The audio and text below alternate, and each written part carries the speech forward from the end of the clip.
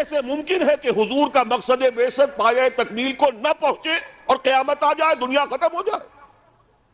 ناممکن۔ دنیا کے خاتمے سے پہلے وہ وقت آ کر رہے گا جب کل کرۂ ارضی پر اللہ کا دین اسی طرح غالب ہو جائے جیسے کہ محمد عربی صلی اللہ علیہ وسلم کے دست مبارک سے جزیرہ نماء عرب میں غالب ہوا۔ اگر نہیں ہوتا تو تکمیل نہیں ہوئی۔ یہی بات کہی ہے اقبال نے، وقت فرصت ہے کہاں، کام ابھی باقی ہے، نور توحید کا اتمام ابھی باقی ہے۔ جزیرہ نماء عرب تو جگمگا اٹھا نور توحید سے، جیسا کہ میں بعد میں عرض کروں گا۔ پھر اصحاب ثلاثہ، خلفائے ثلاثہ کے عہد خلافت میں کہاں سے کہاں کا علاقہ جو ہے وہ منور ہو گیا، بقعہ نور بن گیا توحید سے۔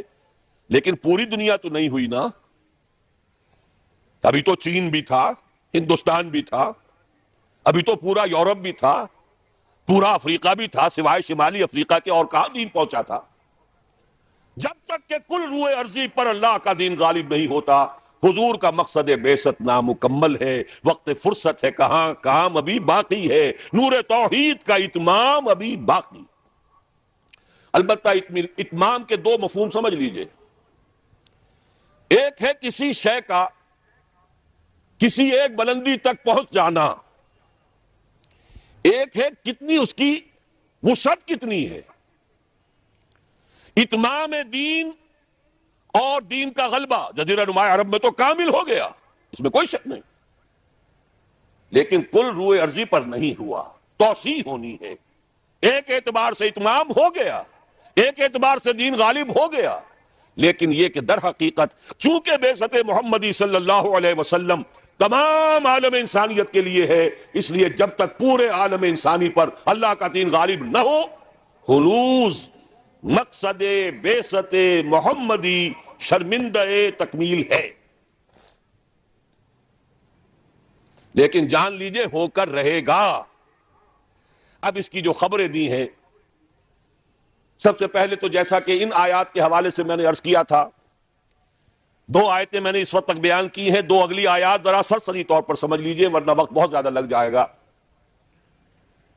اے مسلمانوں، یہ تو ہمارا فیصلہ ہے، ہم اپنے دین کا اتمام کریں گے۔ ہم نے اپنے نبی کو بھیجا ہی دین کے غلبے کے لیے، غلبہ دین ہوگا، لیکن تمہارے ایمان کا کچھ تقاضا ہے۔ اگر تم چاہتے ہو آخرت کے عذاب سے بچنا، اگر تم چاہتے ہو جنت کا داخلہ، تو تمہیں ایک کاروبار کرنا پڑے گا۔ یا ایھا الذین آمنوا هل ادلکم علی تجارۃ تنجیکم من عذاب علیم تؤمنون باللہ ورسولہ وتجاہدون فی سبیل اللہ باموالکم وانفسکم۔ ایمان رکھو جیسا کہ ایمان کا حق ہے، اور جہاد کرو اللہ کی راہ میں، کما دو اس میں اپنی جانیں بھی اور اپنے مال بھی۔ یہ تقاضا ہے اہل ایمان سے۔ مشیت اذنی ہے، بعثت مقصد محمدی اپنی جگہ ہے صلی اللہ علیہ وسلم، لیکن جانیں کھپائیں صحابہ نے، سختیاں جھیلی صحابہ نے، قربانیاں دی حضور نے بھی اور صحابہ نے بھی۔ محمد الرسول اللہ والذین معہ، یہ الفاظ کہاں آئے ہیں؟ سورہ فتح کی اس آیت کے بعد، هو الذی ارسل رسولہ بالہدی ودین الحق لیظہرہ علی الدین کلہ وکفی باللہ شہیدا محمد الرسول اللہ والذین معہ اشداء علی الکفار رحماء بینہم الی آخر الآیہ۔ البتہ اس کے بعد فرمایا مسلمانوں، چونکہ یہ سورت نازل ہوئی ہے غزوہ احزاب کے بعد، سورہ صف، مسلمانوں ہم نے تمہیں ٹھوک بجا کر دیکھ لیا، تم نے ایمان اور جہاد کے تقاضے پورے کر دیے، تم نے اپنے ایمان کی صداقت کا وافر ثبوت فراہم کر دیا، لہذا خوشخبری سنو۔ یہ خوشخبری کب دی جا رہی ہے؟ جبکہ محمد الرسول اللہ کو 18 برس ہو چکے ہیں کام کرتے ہوئے، جبکہ صحابہ پر سختی اپنے عروج کو پہنچ چکی ہے غزوہ احزاب میں۔ فرمایا اگر تم اس راستے پر گامزن رہو گے تو اخروی وعدے بھی ہیں، مغفرت بھی ہے، نجات بھی ہے، جنتیں بھی ہیں، بڑے اعلیٰ گھر بھی ہیں، وَأُخْرَىٰ تُحِبُّونَهَا نَصْرٌ مِّنَ اللَّهِ وَفَتْحٌ قَرِیب، اور ایک اور بات سن لو جو تمہیں بہت پسند ہوگی، اللہ کی مدد آیا چاہتی ہے اور فتح جو ہے تمہاری قدم بوسی کرنا چاہتی. یہی وجہ ہے کہ غزوہ احزاب کے بعد حضور نے فرما دیا تھا صلی اللہ علیہ وسلم لن یغزوکم قریش بعد عامکم ھذا ولکنکم تغزونہم. مسلمانوں، قریش میں اب جان نہیں ہے، وہ دوبارہ کبھی تم پر چڑھائی کر کے نہیں آ سکیں گے. بس ختم. یہ آخری مرحلہ تھا. جیسے حضور کے اوپر جو شدائد اور جو سختیاں تھیں، اس کا کلائمیکس یوم طائف ہے. اسی طرح صحابہ کرام پر من حیث الجماعت امتحان کے بعد امتحان، امتحان کے بعد امتحان. وَلَنَبْلُوَنَّكُمْ بِشَيْءٍ مِّنَ الْخَوْفِ وَالْجُوعِ وَنَقْصٍ مِّنَ الْأَمْوَالِ وَالْأَنفُسِ وَالثَّمَرَاتِ. لیکن یہ فینومینا پہنچ چکے اپنے نقطہ عروج کو غزوہ احزاب میں. کئی کئی دن کے فاقے بھوک کا یہ عالم، 12,000 کا لشکر، چھوٹی سی بستی، جیسے صحرا میں چراغ روشن ہو اور آندھیاں آ رہی ہو بجھانے کے لیے. امتحان انتہائی شدید. ثابت قدم ہے محمد الرسول اللہ والذین معہ اخری تحبونہا نصر من اللہ وفتح قریب وبشر المؤمنین. اے نبی، اہل ایمان کو بشارت دے دیجئے، تمہاری سختیوں کا دور اب ختم ہوگا، اب فتح تمہارے قدم چومے گی. یہی بشر المؤمنین پر عمل کر کے حضور نے فرمایا لن تغزوکم قریش بعد عامکم ھذا. مسلمانوں، اب قریش تم پر چڑھائی کر کے نہیں آ سکتے. وَلَكِنَّكُمْ تَغْزُونَهُمْ، بلکہ اب تمہاری طرف سے انیشیٹو ہوگا، اب تم چڑھائی کرو گے. اب یہی مضمون ہے جو سورہ نور کی اس آیت میں ہے. قاری صاحب سے بھی آپ نے سن لی، چونکہ سورہ نور بھی غزوہ احزاب کے بعد نازل ہوئی ہے. سن 5 ہجری میں غزوہ احزاب، سن 5 ہجری میں سورہ احزاب کا نزول، سن 5 کے آخر میں یا 6 کے شروع میں سورہ نور کا نزول ہے. وعد اللہ الذین آمنوا منکم وعملوا الصالحات. یہ وہی جو ایک آیت چھوٹی آئی ہے سورہ صف میں، اسی کی وضاحت ہے. وَأُخْرَىٰ تُحِبُّونَهَا نَصْرٌ مِّنَ اللَّهِ وَفَتْحٌ قَرِيبٌ. اسی کی وضاحت ہو رہی ہے. ایک بات کو 3 اسلوبوں میں بیان کیا جا رہا ہے، دل جوئی کے لیے، تشفی کے لیے، اطمینان دلانے کے لیے. وعد اللہ الذین آمنوا منکم وعملوا الصالحات. اللہ کا وعدہ ہے پختہ مسلمانوں، تم میں سے جنہوں نے ایمان اور عمل صالح کا حق ادا کر دیا. اور یہیں سے یہ بات سمجھ لیجئے کہ عمل صالح کا سب سے بڑا اطلاق جہاد فی سبیل اللہ پر ہے، نوافل پر نہیں ہے. سورہ صف میں کیا فرمایا؟ اگر چاہتے ہو جہنم سے چھٹکارا تؤمنون باللہ ورسولہ وتجاہدون فی سبیل اللہ باموالکم وانفسکم. اسی کی وضاحت کر رہی ہے یہ آیت نمبر 55 سورہ نور کی. وعد اللہ الذین آمنوا منکم وعملوا الصالحات. تو عمل صالح سے مراد کیا ہے؟ تقابل کیجئے، القرآن یفسر بعضہ بعضا، مراد ہے جہاد فی سبیل اللہ. اے مسلمانوں، تم نے ایمان اور جہاد کا جو حق ادا کر دیا، اب 3 وعدے ہیں ہمارے. لَيَسْتَخْلِفَنَّهُمْ فِي الْأَرْضِ كَمَا اسْتَخْلَفَ الَّذِينَ مِنْ قَبْلِهِمْ. لازماً انہیں خلافت عطا کریں گے زمین میں، جیسے کہ ان سے پہلوں کو خلافت عطا کی تھی. یا داؤد انا جعلناک خلیفۃ فی الارض. کبھی اگر داؤد اور سلیمان کی حکومتیں ہو سکتی تھی تو محمد الرسول اللہ کی امت کی حکومت کیوں نہیں ہو سکتی؟ لَيَسْتَخْلِفَنَّهُمْ فِي الْأَرْضِ كَمَا اسْتَخْلَفَ الَّذِينَ مِنْ قَبْلِهِمْ وَلَيُمَكِّنَنَّ لَهُمْ دِينَهُمُ الَّذِي ارْتَضَىٰ لَهُمْ. اور جو دین کے اللہ نے تمہارے لیے پسند کر لیا ہے، اب اس کو تمکن عطا کرے گا، غلبہ عطا کرے گا. یہ دین غالب رہنے کے لیے آیا ہے، مغلوب رہنے کے لیے نہیں. الحق یعلو ولا یعلی علیہ. حق کو حق پہنچتا ہے کہ سر بلند ہو، نہ یہ کہ پامال کر دیا جائے.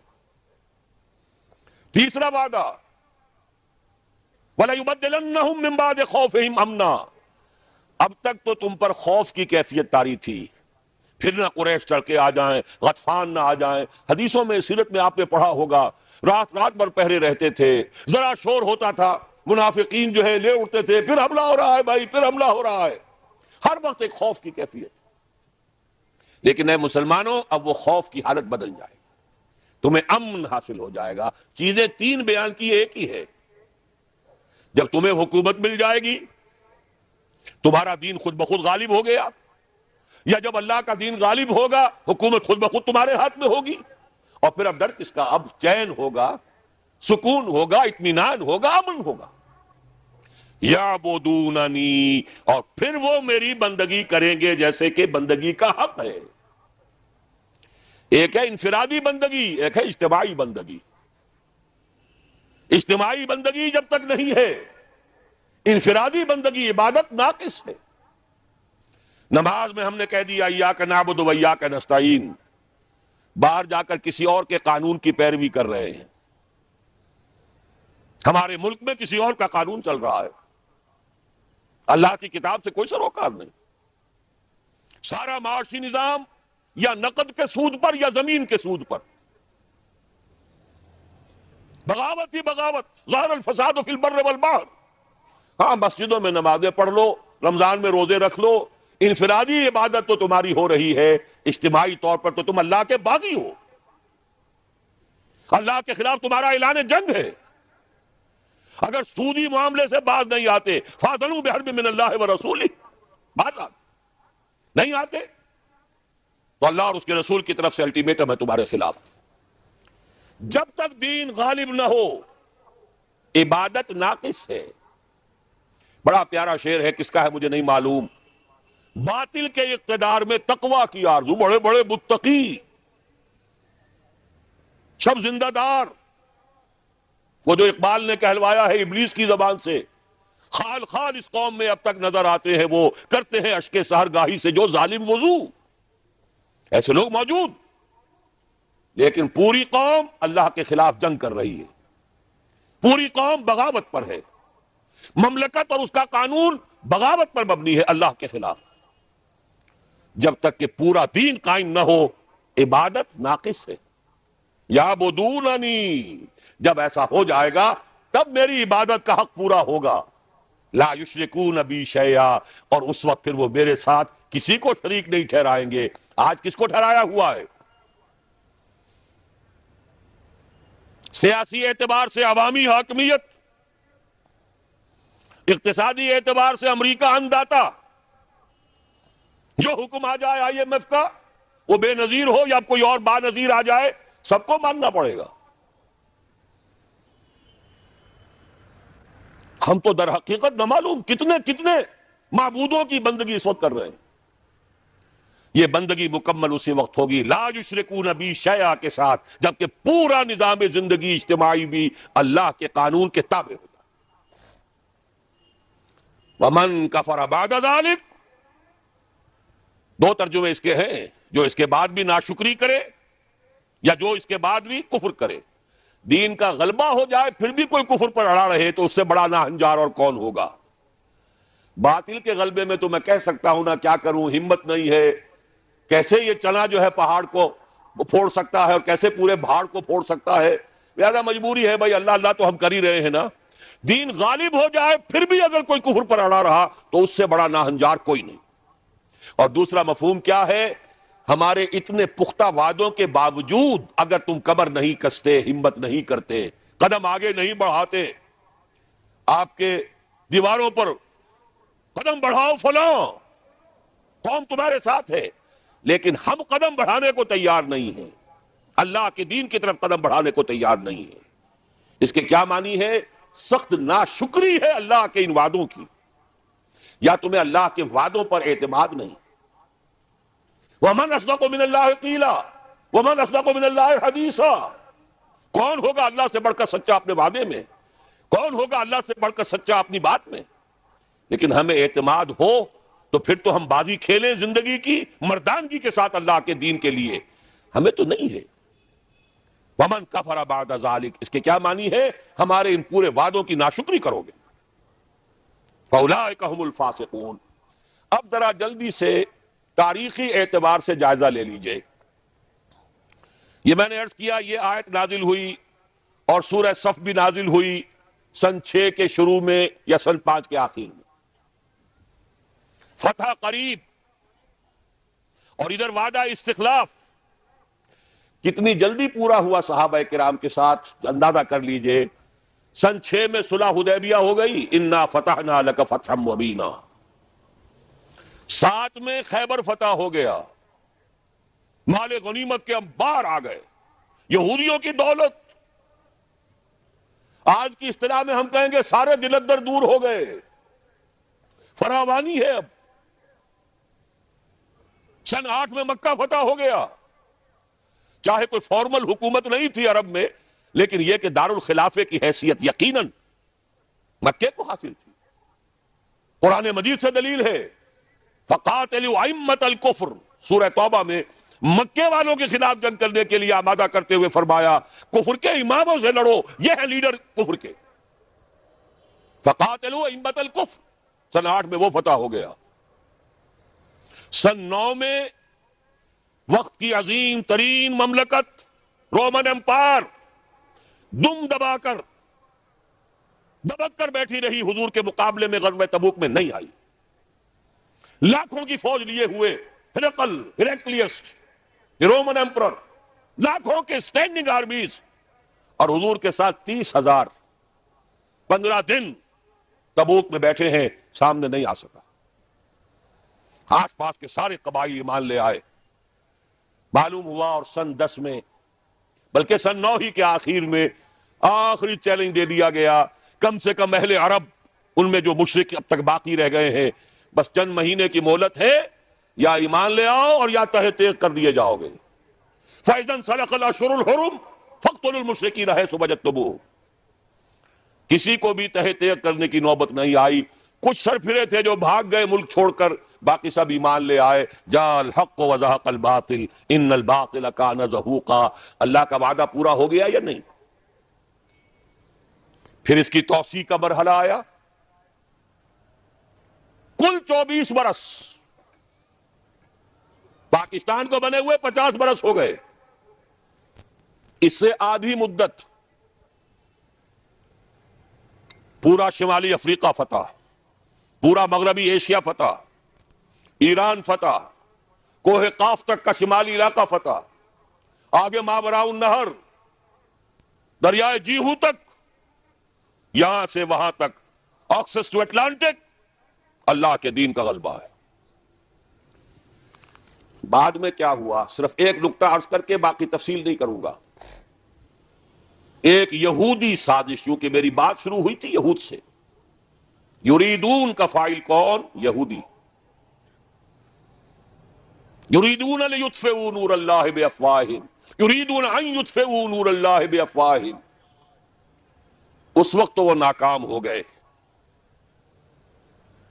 حضرت عثمان رضی اللہ تعالی عنہ کے عہد خلافت کے دوران ایک یہودی عبداللہ ابن سبا یمن سے چلتا ہے، اسلام کا عبادہ اپنے اوپر ڈالتا ہے، مسلمان بن کر آتا ہے، ریشہ دوانی اور سازش۔ خلافت تو حق بنو ہاشم کا ہے، یہ بنو امیہ کیسے خلیفہ ہو گئے؟ اور وہ وسپرنگ کیمپین، کوفے میں سارا پروپیگنڈا حضرت عثمان کے خلاف یا عمرو بن العاص کے خلاف اور حضرت معاویہ کے خلاف۔ وہ شام میں بیٹھے ہیں، وہ مصر میں بیٹھے ہیں، حضرت عثمان مدینے میں ہے، نہ وسائل ہیں، نہ ذرائع ہیں، نہ کمیونیکیشن چینلز ہیں، نہ ٹی وی ہے، نہ ریڈیو ہے، نہ اخبارات ہیں، نہ ٹیلی فون ہے، نہ کچھ نہیں۔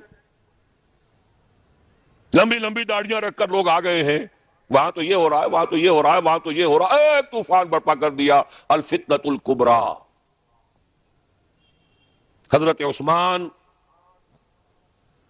شہید مظلوم، پیاسے رکھے گئے، خلیفہ وقت شہید کر دیے گئے، الفتنۃ الکبریٰ۔ اور اب جو بات شروع ہوئی ہے آپس کی خانہ جنگی کی، حضرت علی رضی اللہ تعالی عنہ کا پورا عہد خلافت، اس میں کوئی الزام حضرت علی پر نہیں ہے، معاذ اللہ ثم معاذ اللہ، ایک واقعہ ہے۔ واقعہ کسی نبی کے حیات میں بھی پیش آ سکتا ہے، کسی اور کے ذریعے سے غلط واقعہ، لیکن ہوا کیا، 1,00,000 مسلمان ایک دوسرے کی تلواروں اور تیروں سے ختم ہو گئے۔ خانہ جنگی، انٹرنل سیبوٹاج، حضرت علی بھی شہید، خلافت راشدہ ختم، زوال کا آغاز شروع ہو گیا۔ ایک نقطہ عام طور پر لوگوں کے علم میں نہیں ہے، مسلمانوں کا عروج پھر بھی جاری رہا، وہ عروج بنو امیہ کا، وہ عروج بنو عباس کا، وہ عروج ہسپانیہ کا، وہ عروج ہندوستان کا، وہ تو چل رہا ہے۔ اسلام کا زوال شروع ہو گیا خلافت راشدہ کے خاتمے کے ساتھ۔ حضور کی حدیث بدأ الاسلام غریبا وسیعود کما بدأ فطوبی للغرباء۔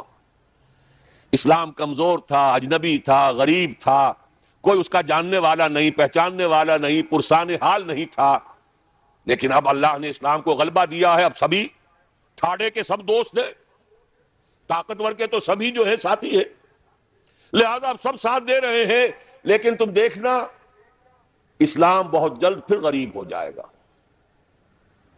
بدأ الاسلام غریبا وسیعود کما بدأ، فعل مضارع پر جب سین آتا ہے وہ ہے مستقبل قریب، ان قریب اسلام پھر غریب ہو جائے۔ اس کے بعد سے اب تک کی تاریخ اگر میں بیان کروں تو پھر صبح ہو جائے گی۔ حضور نے فرمایا اوتیت جوامع الکلم، مجھے اللہ تعالیٰ نے نہایت جامع کلمات عطا کیے ہیں۔ ایک حدیث کے حوالے سے اب تک کی تاریخ، 14 برس سے چند سال کم کی تاریخ، ایک حدیث میں مسند احمد ابن حنبل کی روایت، نعمان ابن بشیر رضی اللہ تعالیٰ عنہ راوی۔ غالباً یہ کتاب کا یہاں تقسیم ہوا ہوگا، اس میں یہ حدیث کے ٹیکسٹ موجود ہیں۔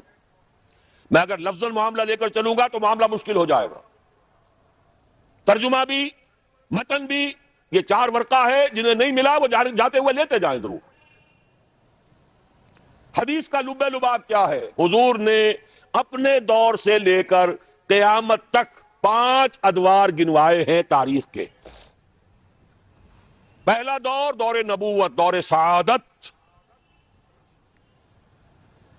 دوسرا دور خلافت علی منہاج النبوہ، نبوت کے نقش قدم پر، نبوت کے طریق پر خلافت۔ کیا مطلب؟ خلافت راشدہ میں وہ نظام جو کا تو قائم رہا جو محمد عربی صلی اللہ علیہ وسلم نے قائم فرمایا تھا۔ تیسرے دور کو کہا آپ نے ظالم ملوکیت، بادشاہت۔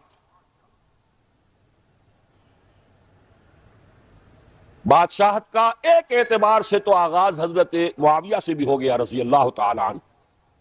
کسری العرب کہا گیا انہیں، عرب کے کسریٰ۔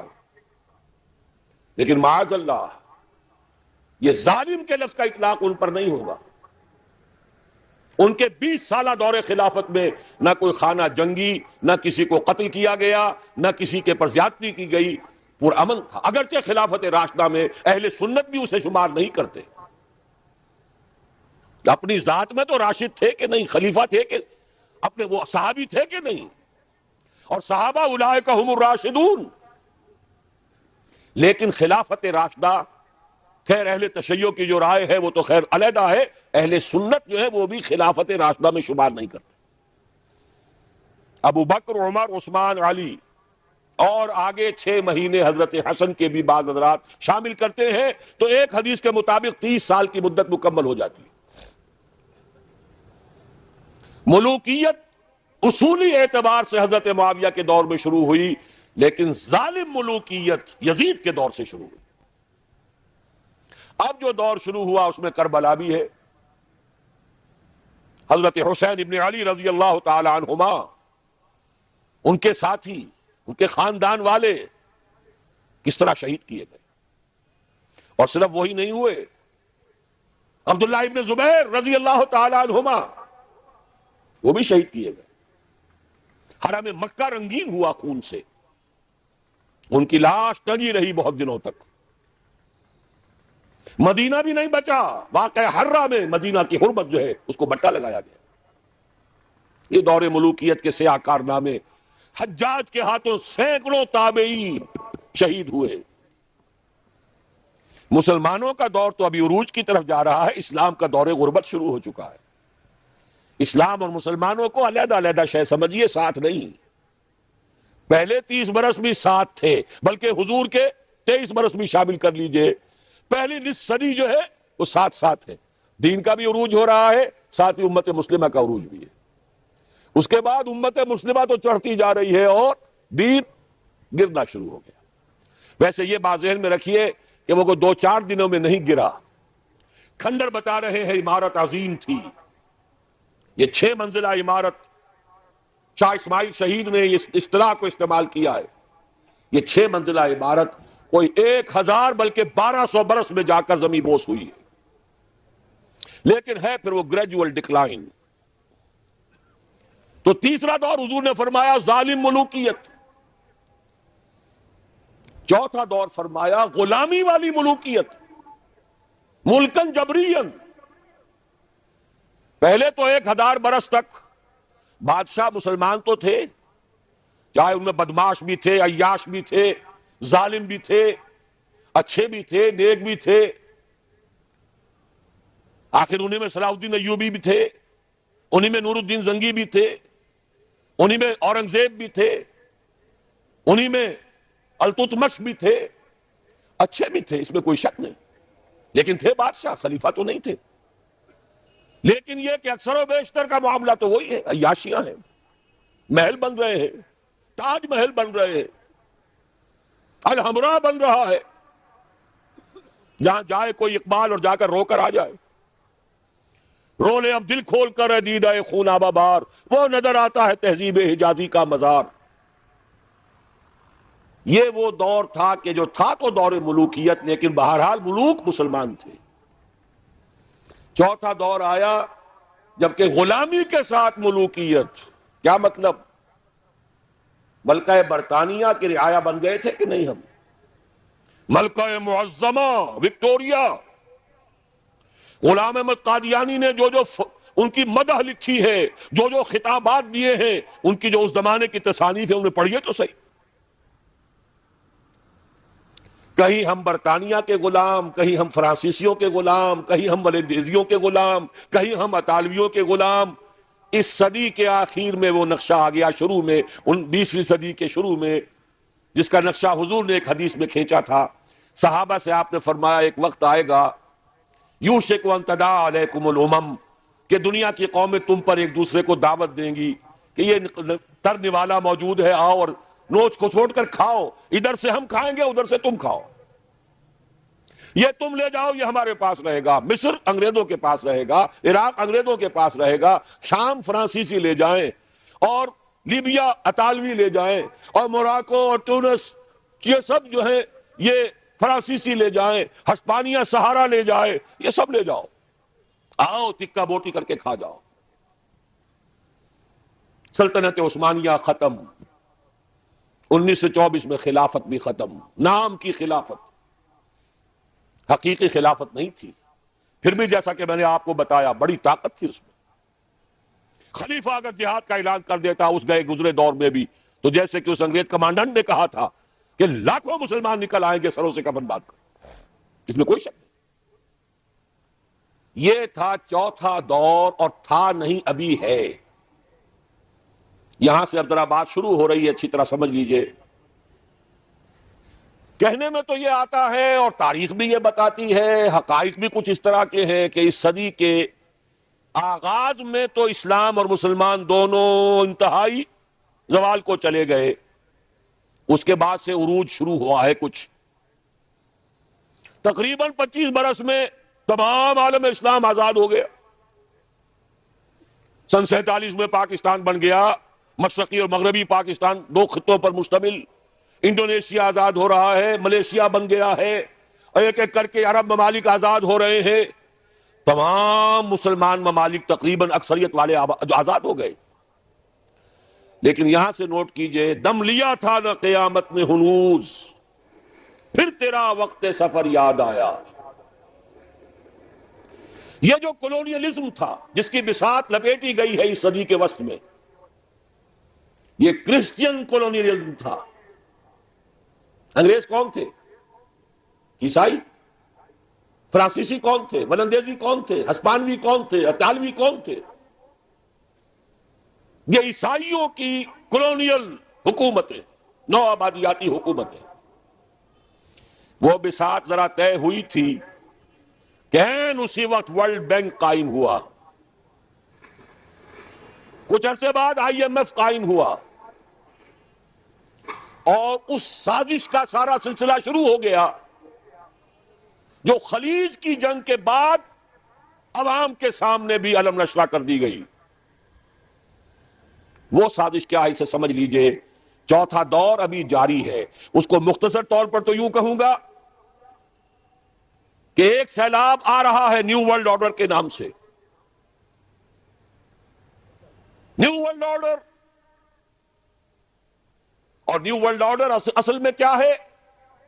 براہ راست حکومتیں نہیں ہوں گی دوسروں کی، انہی میں سے لوگوں کو بٹھاؤ، لیکن مالیاتی شکنجے میں جکڑ لو. کام یہ کریں، محنت یہ کریں، صبح سے شام تک مشقت یہ کریں، اپنے سودی نظام سے، اپنے ورلڈ بینک سے، اپنے IMF سے ان کی محنت اور ان کی کمائی کی ملائی کھینچتے چلے جاؤ، چھاچ ان کو بھی دیتے رہو. یہ پورا فلسفہ یہود کا ہے، زائنزم کے نام سے جو دنیا میں چل رہا ہے. یہود کا کہنا یہ ہے کہ اصل انسان صرف ہم ہیں. 13 ملین یا 14 ملین، 1.5 کروڑ سے بھی کم انسان دنیا میں یہودی ہے. وہ کہتے ہیں اصل انسان ہم ہیں. باقی یہ 6 ارب جو بھیڑ نظر آتی ہے دنیا میں، یہ اصل میں حیوان ہے، شکلیں انسانوں کی سی ہیں. یہ گوئمز ہیں، یہ جنٹائلز ہیں. ان گوئمز اور جنٹائلز کا خون چوسنا ہمارا حق ہے، جیسے گائے کا دودھ پینا ہمارا حق ہے، بیل کو ہل میں جوتنا ہمارا حق ہے، گھوڑے کو ٹانگے میں جوڑنا ہمارا حق ہے. البتہ گائے کو بھی کچھ چارہ تو ڈالنا پڑے گا نا. بھوکی مرے گی تو دودھ کہاں سے لوگے؟ گھوڑے کو بھی شام کو کچھ دانہ ڈالو گے تو اگلے روز اسے ٹانگے میں جوت سکو گے. اس درجے میں اس بقیہ نوع انسانی کو سبسسٹنس لیول کے اوپر تو باقی رکھو. باقی ان کی محنت، ان کی کوشش، ان کی جدوجہد. گھوڑے پر اگر آپ نے جو بھی ٹانگے باندھ ہے، اس نے اگر 100 روپے شام تک کمائے ہیں تو 20-25 تو بہرحال گھوڑے پر بھی ڈالے گا، باقی اس کی کمائی ہے. سبسسٹنس لیول ان کو دو تاکہ یہ کل بھی کام کرنے کے قابل ہو. لیکن سارا سودی نظام کے ذریعے سے ان کا خون ہم کشید کرتے چلے جائیں. یہ نیا مالیاتی عالمی استعمار ہے. وہ استعمار اور تھا، وہ کولونیل رول. انگریز آ گیا. اب انگریز جب ہندوستانیوں کو نظر آتے تھے تو ہندوستانیوں کا خون جوش میں آتا تھا کہ نہیں؟ بغاوت کرتے تھے، مارتے تھے. پھر وہ ہندوستانیوں کو مارتے تھے. تو مار رہے ہیں اور مر رہے ہیں، یقتلون و یقتلون. حاصل کیا ہے؟ ہمیں آم کھانے سے غرض ہے، پیڑ گننے سے کیا فائدہ؟ اگر ہم ان کی کمائی، ان کی محنت اسے کشید کرتے چلے جائیں، اس کو کھینچ کر لے جائیں، تو خام کا ان کے اوپر براہ راست حکومت کرنے سے حاصل کیا ہے؟ یہ ہے چوتھا دور جس کی نئی شکل صرف بدل گئی ہے. پورے عالم اسلام میں حکومت میں وہی لوگ بیٹھے ہیں، عدل بدل وہ کرواتے رہتے ہیں. ایک زیادہ بدنام ہو گیا یا ہو گئی، چلو اس کو ہٹاؤ، دوسرا لے آؤ. کچھ دنوں کے بعد اسے زیادہ بدنام ہو جائے گی یا ہو جائے گا، تیسرے کو لے آئیں گے. الیکشن کراتے رہو، یہ اسی میں مگن رہے. الیکشن، ممبری، کرسی، صدارت بنائے، خوب آزادی نے پھندے، اٹھا کر پھینک دو باہر گلی میں. نئی تہذیب کے انڈے ہیں گندے، یہ اقبال کہہ کے گیا ہے. لیکن لگائے رکھو، انہیں کرکٹ کے میچ میں الجھائے رکھو، دیکھتے رہے صبح سے شام تک بیٹھے ہوئے. انہیں پتہ ہی نہ چلے کون ہمارا خون چوس رہا ہے، کتنی جوکیں لگی ہوئی ہیں میرے جسم کے ساتھ اور وہ میرے خون کو چوس رہی ہیں، انہیں پتہ ہی نہ ہو. بس رکھو. اقبال نے تو کہا تھا نا، مست رکھو ذکر و فکر صبح گائی میں اسے. اس سے کہیں زیادہ لذت جو ہے وہ اب وہ میچ دیکھنے میں آ رہی ہے. لگاؤ ان کو، طرح طرح کے نام سے جو ہے جوئے کے اندر لگاؤ.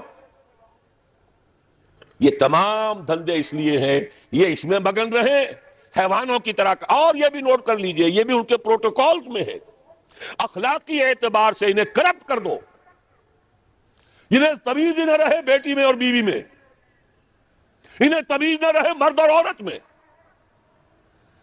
حیوان، بالکل حیوان بنا دو. انسانیت کہیں رہ گئی تو کسی وقت بغاوت کا اندیشہ ہے. عورت کو باہر نکالو گھر سے، اسے شمع محفل بناؤ، اسے ہتھیاروں، اسے اشتہاروں کا موضوع بناؤ. موٹر سائیکل کا اشتہار ہے تو عورت، چائے کا اشتہار ہے تو عورت. یہ سارے کھیل یوں ہی نہیں ہو رہے. Protocols of the elders of the Zion 1897 کے ان کا ذرا مشاہدہ کی جو معلوم ہو جائے گا جو کچھ ہو رہا ہے وہ یہود کی وہ سازش. حضور صلی اللہ علیہ وسلم کی اس مقصد بعثت کی تکمیل کا سیلاب جب چلا تھا، تھمتا نہ تھا کسی سے سیل رواں ہمارا. کس نے روکا؟ نہ ایرانیوں کی تلواریں روک سکیں، نہ رومی لیجنز، رومی فوجی دنیا جو ہے تھراتی تھی ان کے نام سے، نہیں روک سکے اس سیلاب کو. حضرت خالد نے کہا تھا رومیوں سے، تم اپنی تعداد پر نہ جانا، اپنے اسلحہ پر نہ جانا، جان لو تمہارا مقابلہ آج اس قوم سے ہے جسے موت اتنی ہی عزیز ہے جتنی تمہیں زندگی عزیز ہے. منحصر مرنے پہ ہو جس کی امید، نا امیدی اس کی دیکھا چاہیے جو موت کا خواہش مند ہے.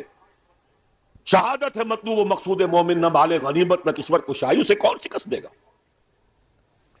تو اچھی طرح سمجھ لیجئے یہ سارا پیکج ہے. یہ پیکج کا لفظ آج کل بہت استعمال ہو رہا ہے. پیکج، یہ پورا پیکج ہے. انسان کو حیوان بناؤ، جنسی اعتبار سے حیوان، اور اس کو حیوان کی سطح پر لا کر کام کرو. صرف روزی کھاؤ جو تمہارے لیے ضروری ہے، باقی تمہاری محنت کا سب حاصل ملائی اوپر کی ہم لے جائیں گے. یہ ہے اس وقت اس چوتھے دور کا نصف ثانی. شکل بدل گئی ہے، صورت تبدیل ہو گئی ہے. ابھی ہم غلام ہیں. فرق صرف یہ ہے کہ پہلے انگریز فوجی بھی نظر آتے تھے، اب نظر نہیں آتے. اب ہمارا ہی قوم کا کوئی فرد ان کا کارندہ بن کر، قرقمین بن کر بیٹھا ہے آ کر. معین صاحب کیا کرنے آئے تھے؟ قرقی کرنے آئے تھے. اب شاہد برکی صاحب کیا کرنے آئے؟ قرقی کرنے آئے. بے نظیر تو اس لیے بدنام ہو گئی، فلاں شے مہنگی، فلاں شے مہنگی، فلاں شے مہنگی. وہ گئی تو اس کے بعد جو مہنگائی کا طوفان آ رہا ہے وہ کون لا رہا ہے؟ اور ابھی نہ معلوم کتنی حکومتوں کے جھٹکے ہوں گے، کتنی حکومتیں قربان ہوگی. یہ دور ہے چوتھا دور. حالات دن بدن اور خراب ہو رہے ہیں، اس کو نوٹ کر لیجئے. اس وقت جو اب استعمار آ رہا ہے وہ یہودی استعمار ہے. خود عیسائی ان کے اعلی کار ہیں. پوری دنیا میں ایک سول سپریم پاور امریکہ، اور امریکہ کی جان حقیقت میں یہودیوں کے ہاتھ میں. فرنگ کی رگے جہاں پنجہ یہود میں. بظاہر آپ یہ کہہ سکتے ہیں U N O, new world order کی امین، کسٹوڈین کون؟ U N O. U N O کون؟ امریکہ کی لونڈی. اور امریکہ کی جان کس کے ہاتھ میں؟ یہودیوں کے ہاتھ. یہ عالمی استعمار، اس کا طوفان چلا رہا ہے. آخری ٹکراؤ ہونا ہے امت محمد اور یہود کے مابین. شیطانی قوت کا سب سے بڑا نمائندہ یہودی. وہ جو اقبال نے اشعار کہے تھے، دنیا کو ہے پھر مار کا روح و بدن پیش، تہذیب نے پھر اپنے درندوں کو ابھارا، اللہ کو پامر دیے مومن پہ بھروسہ، ابلیس کو یورپ کی مشینوں کا سہارا. لیوسیفر، اس کا اعلی کار آرڈر آف الومیناٹی، اس کے اعلی کار میسنز، فری میسن، فلاں اور فلاں اور فلاں، زائنزم کے نام سے تحریک. 2000 برس کے بعد یہودیوں کی حکومت قائم ہو گئی 1948 میں. میں نے 2000 برس کہے تھے پہلے بھی. سن 70 عیسوی میں یہ بے دخل کیے گئے تھے فلسطین سے اور یروشلم سے. ان کا ہیکل سلیمانی، اور وہ بھی نمبر 2 تھا، سیکنڈ ٹیمپل. پہلا ٹیمپل پہلے نبوکدنضر کے ہاتھوں یا بخت نصر کے ہاتھوں برباد ہوا تھا. وہ تو حضرت مسیح سے بھی 600 برس قبل.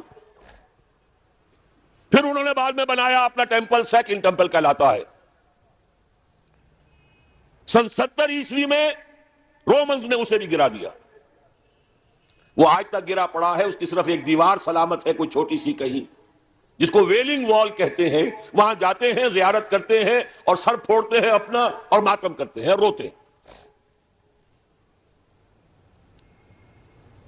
سن 70 میں انہیں جو دیش نکالا ملا تھا فلسطین سے، تو یوں سمجھیے کہ تقریباً 550 برس کے بعد حضرت عمر رضی اللہ تعالیٰ عنہ کے ہاتھوں جب یروشلم فتح ہوا ہے، اس کے بعد سے انہیں یروشلم میں داخلے کی اجازت ملی۔ حضرت عمر نے رحم فرمایا کہ تم بھی آ سکتے ہو یہاں، لیکن جو کرسچنز نے، عیسائیوں نے جب قبضہ دیا تھا، کیونکہ فتح نہیں کیا تھا مسلمانوں نے یروشلم کو، فتح نہیں ہو سکا تھا، وہ تو انہوں نے ایک معاہدے کے تحت ہینڈ اوور کیا ہے، سرنڈر کیا ہے، اور اس معاہدے میں عیسائیوں نے یہ بات طے کرا دی تھی کہ یہاں یہودیوں کو آباد ہونے کی اجازت نہیں دی جائے گی، آئیں زیارت کریں چلے جائیں، مکان نہیں خرید سکتے، زمین نہیں خرید سکتے، سیٹل نہیں ہو سکتے۔ لیکن 1900، بلکہ نوٹ کر لیجئے 1897 میں، اب یہ 1997 آ رہا ہے اگلے سال کیا، اب تو بہت قریب آ گیا، سال تو بہت بڑی بات ہوتی ہے، 1 مہینے بعد، 1.25 مہینے بعد شروع ہو رہا ہے۔ پورے 100 برس قبل یہودی بینکرز تھے، کچھ بڑے بڑے بینکرز، سوئٹزرلینڈ میں جمع ہوئے، نقشہ بنایا، اسکیم بنائی،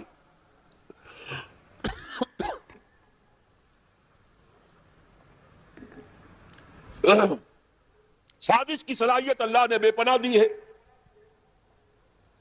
دولت بے شمار جمع کر چکے تھے سودی نظام سے۔ 20 برس کے اندر اندر برطانیہ کے ذریعے سے اعلان کرا لیا بالفور ڈیکلریشن۔ سن 70 اور 1917 کتنا فرق ہوا اس میں؟ 1800 برس سے زائد عرصہ۔ ان کا داخلہ ممنوع تھا پہلے 500 برس، بعد میں داخل ہو سکتے تھے، آباد نہیں ہو سکتے تھے۔ 1917 میں بالفور ڈیکلریشن کے ذریعے حق مل گیا کہ ہاں یہ بھی آ سکتے ہیں، مکان خرید سکتے ہیں، چونکہ اب ظاہر بات ہے پہلی جنگ عظیم کے بعد مسلمان تو چت پڑا ہے، کون بولے گا؟ اندیشہ ہو سکتا تھا تو ترک خلافت سے ہو سکتا تھا کہ کہیں تنگ آمد بجنگ آمد، خلیفہ کہیں اعلان کر بیٹھا جہاد کا تو کیا ہو جائے گا پوری دنیا میں، لہذا خلافت ختم کرواؤ۔ چاک کر دی ترک ناداں نے خلافت کی قبا، سادگی اپنوں کی دیکھ اوروں کی عیاری بھی دیکھ۔ میں صبح بتا چکا ہوں آپ کو، فری میسن تھا مصطفیٰ کمال پاشا۔ بہرحال 1917 کا بالفور ڈیکلریشن، اب آنے شروع ہوئے یہودی آیا، کسی عرب سے پوچھا بھائی اس مکان کا کیا مانگتے ہو؟ یہ 2 لاکھ، لو بھائی 3 لاکھ لے لو، لیکن صبح صبح نکل جاؤ۔ اس کھیت کے کتنے دام ہیں؟ جو دام بتایا اسے بڑھ کر کے، جلدی سے جاؤ۔ اس وقت انہوں نے ابتدا میں کوئی تشدد نہیں کیا، لیکن دولت، اس کی چمک، ہوتے ہوتے اتنے قدم جما لیے کہ پھر 1948 میں اسرائیل ایک ریاست کی حیثیت سے دنیا میں قائم ہے۔ اس کے ساتھ جوڑ ملا لیجئے 1947 میں پاکستان قائم ہوا تھا۔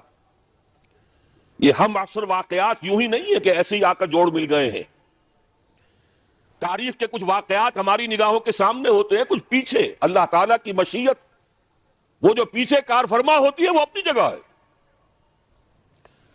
بہرحال 1948 میں قائم ہوا، 19 برس کے بعد 1967 میں جنگ، اور اس نے اپنے حدود بڑھا لیے، مشرق میں، مغرب میں، شمال میں۔ یروشلم پر بھی قبضہ ہو گیا 1967 سے، اب یروشلم ان کے قبضے میں ہے۔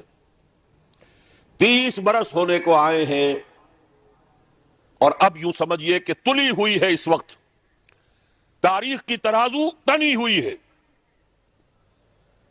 وہ لوگ تلے ہوئے ہیں مسجد اقصی کو شہید کر کے اپنا 3rd ٹیمپل بنانے کے لیے۔ سارا کام ہو چکا ہے، نقشے بن چکے ہیں۔ پچھلی دنوں مسجد اقصی کے ڈوم کے لیے شہنشاہ جو ہیں اردن کے، شاہ حسین، انہوں نے کتنے من سونا دیا تھا تاکہ اس کے اوپر پتلی چڑھا دی جائے، تو یہودیوں نے کہا تھا یہ سارا سونا ہمارے ہیکل کی تعمیر کے کام آئے گا، کھل کر کہا۔ اب یہ کہ مسجد اقصی کے ساتھ جانے والی ٹنل کھول دی گئی ہے. کوئی دن کی بات ہے کہ کوئی یہودی کوئی جنونی جائے گا وہاں پر جا کر ایکسپلوسیو رکھ آئے گا اور اس ایکسپلوسیو کے نتیجے میں مسجد اقصی شہید ہو جائے گی. پھر کہیں گے بھائی ہمارا کوئی جنونی کر گیا، جب کر گیا تو چلو اب جو ہو گیا فیٹ اکمپلی ہے یہ، اب یہاں ہمارا ٹیمپل بننے دو. اور امت مسلمہ کی نبض وہ دیکھ چکے ہیں ایودھیا کی مسجد گرا کر. پوری دنیا میں کسی مسلمان کو محسوس ہی نہیں ہوا. ہندوستان کا مسلمان کھڑا ہوا احتجاج کے لیے، غیر منظم مشتعل ہو گیا، پولیس کے ہاتھوں 6000 آدمی مارا گیا. پاکستانی اٹھے مندر گرا دیے اور پھر وہ زکوٰۃ کے پیسوں سے بنا کر دیے. باقی پورے عالم عرب میں کسی کو محسوس بھی نہیں ہوا کہ کوئی واقعہ ہوا ہے. دیورس RSS کا جو گرو تھا ابھی مرا نہیں ہے لیکن اپنی صحت کی خرابی کی وجہ سے اس نے ایک چوتھے گرو کو حوالے کر دیا ہے. RSS راشٹریہ سیوک سنگھ، اس نے یہ سرکولر ایشو کر دیا تھا پورے ہندوستان کی ہندو جماعتوں، انجمنوں، سوسائٹیوں کو. اب ہمیں طے کر لینا چاہیے اور کھل کر کہنا چاہیے کہ ہندوستان کی سرزمین کو مسلمان کے وجود سے ہم پاک کریں گے. اور میں تمہیں پورا اطمینان دلاتا ہوں کہ کہیں کوئی ری ایکشن نہیں ہوگا. کوئی تھوڑا سا پاکستان میں، کوئی بنگلہ دیش میں، ان کی ہمیں پرواہ نہیں ہے. انہیں پورا یقین ہے عالم عرب اور بقیہ پورا عالم اسلام بولے گا نہیں. بہرحال یہ جو فضا تنی ہوئی ہے اس کے حوالے سے اب میں صرف آخری بات آپ سے کروں گا. فضا بہت خراب، حالات بہت خراب، لیکن اس مایوسی کے اندھیارے میں خوشخبری ہے محمد الرسول اللہ صلی اللہ علیہ وسلم کی عطا کردہ کہ یہ چوتھا دور بھی بالآخر ختم ہوگا اور پانچواں دور آئے گا. ثم تکون خلافۃ علی منہاج النبوہ، پھر دور آئے گا خلافت علی منہاج النبوہ کا.